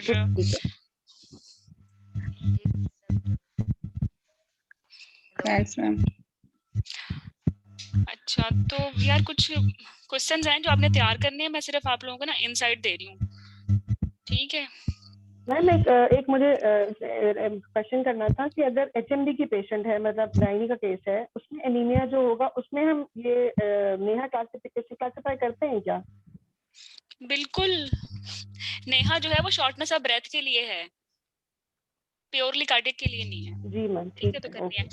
अच्छा, क्वेश्चंस हैं जो पॉसिबल हैं कि फरेंजेक्ट का मैकेनिज्म ऑफ एक्शन क्या है, infusion details, cost, comparison with iron sucrose, और डिफरेंट जो ओरल आयरन टैबलेट्स हैं उनका ब्रांड नेम क्या है, एलिमेंटल आयरन क्या है, पॉलीमाल्टो सबसे अच्छा क्यों है, first second third line iron क्या होता है। ठीक है, सेफ्टी है एंटीवर्म की, ऑर्बिटम लेबर का क्या एनीमिया मैकेनिज्म ऑफ एक्शन है, थायराइड में क्या मैकेनिज्म ऑफ एक्शन है, मेगालोब्लास्टिक एनीमिया में क्या है, डायमॉर्फिक फीचर क्या होती है, टारगेट सेल्स किसके होते हैं, कैसे होते हैं, क्लिनिकल सिचुएशन में थैलेसीमिया सस्पेक्ट करेंगे, कॉस्ट क्या है बेटा थैलेसीमिया की, नॉर्मल रेंज क्या है फेरेटिन की। ठीक है, टिश्यू आयरन और स्टोर्ड आयरन में कैसे डिफरेंशिएट करना है, और जब आयरन डेफिशिएंसी में डेवलप हो रहा होता है तो उसकी 3 फेजेस होती हैं, और पहली फेज में सीरम फेरेटिन होता है, सेकंड फेज में आई थिंक ट्रांसफेरेंस सैचुरेशन होती है, थर्ड में ये प्रोटोपोरफायरिन होती है। क्यों होती है वो सब चीजें, अब सिर्फ रेड सेल प्लेट क्यों करवाने होते हैं, परनीशियस है या B12 है, उसको ट्रीट कैसे करना है। ठीक है, सीरम आयरन क्यों नहीं करवाते, एमसीवी और प्रेगनेंसी में क्या चेंजिंग्स आती हैं। ठीक है, एनीमिया के क्लिनिकल ग्रेड्स और जो लैब के ग्रेड्स हैं, एनीमिया के में जो है वो हार्ट फेलियर हो जाए तो क्या फीचर्स आते हैं, बच्चे में क्या कॉम्प्लिकेशन है, हार्ट फेलियर क्यों हो जाता है। ठीक है, स्पेसिफिक एग्जामिनेशन क्या होता है ऐसे पेशेंट का, और heat labile nutrient folic acid क्यों है, फोलिक एसिड ही है सॉरी। अच्छा, आयरन यूटेंसिल्स कैसे हेल्प करते हैं आयरन थेरेपी में, आयरन का मेटाबॉलिज्म क्या होता है, आयरन के इनहिबिटर्स क्या होते हैं, हीम नॉन हीम आयरन में क्या फर्क होता है। ठीक है, डाइट चार्ट कैसे बताना है, एनीमिया का डाइट चार्ट कैसे होता है। ठीक है, और एंटीनेटल विजिट्स कैसे प्लान करने हैं एनीमिया डेफिशिएंसी के, पैरेंटल आयरन की इंडिकेशंस क्या हैं, ब्लड ट्रांसफ्यूजन की इंडिकेशन, साइड इफेक्ट्स, प्रोटोकॉल। ठीक है, आयरन के साइड इफेक्ट्स क्या हैं, अब वेरियस ब्लड ट्रांसफ्यूजन रिएक्शंस क्या हैं, कैसे मैनेज करना है, मलेरिया की ट्रीटमेंट क्या है। यही पेशेंट मलेरिया है ना, तो एग्जामिनर कहेगा लिख के दो एंटी मलेरियल ड्रग्स, जो कि एक क्वेश्चन है जो हुआ था, फिर आपको लिखनी आनी चाहिए। ठीक है, nutritional anaemia versus dilution anaemia में क्या फर्क है, क्या फर्क है वैसे कौन बताएगा? Dilution plasma anaemia volume increase हो जाता है ना नहीं थर्ड नहीं ट्राइमेस्टर में उसको डाइल्यूशनल में हाँ नार्मोसिटिक एनीमिया रहता है, ठीक है, न्यूट्रिशनल में माइक्रो हो जाता है। हेप्सिडिन का क्या रोल है, क्रॉनिक डिजीज का क्या मैकेनिज्म ऑफ एक्शन है एनीमिया का, नेहा की असेसमेंट कैसे करनी है, डीडीज क्या है, नार्मोसिटिक की, माइक्रोसिटिक की, मैक्रोसिटिक की, B12 और फोलिक एसिड डेफिशिएंसी को कैसे डिफरेंशिएट करोगे in background of neuropathies and numbness, ठीक है। अगर पेशेंट को B12 है ना, तो अगर आप उसको फोलिक एसिड डेफिशिएंसी के लिए ट्रीट करते हो तो वर्सन हो जाती है न्यूरोपैथीज और एच भी ठीक हो जाता है सम टाइम। अच्छा, treatment of folic acid deficiency anaemia के अगर किसी को है तो फिर उसको TDS में देना होता है फोलिक एसिड 5 मिलीग्राम, ठीक है, थेराप्यूटिक डोज आनी चाहिए, प्रोफाइलेक्टिक 5 मिलीग्राम होती है, ठीक है। और MCHC की इनके डिफरेंट फार्मूले इनकी क्या हैं वो पूछ लेते हैं, क्यों आयरन से ग्रोथ स्लोली देते हैं, क्यों इसके साथ हम ब्लड नहीं लगाते, ठीक है। और पता नहीं काफी चीजें हैं, तो फिर देख लेंगे, ठीक है। अभी मेरे बच्चे बहुत रो रहे हैं और सेशन भी 2 घंटे का हो गया, ठीक है बच्चों, ओके, ओके मैम, अल्लाह ओके हाफिज। मैम।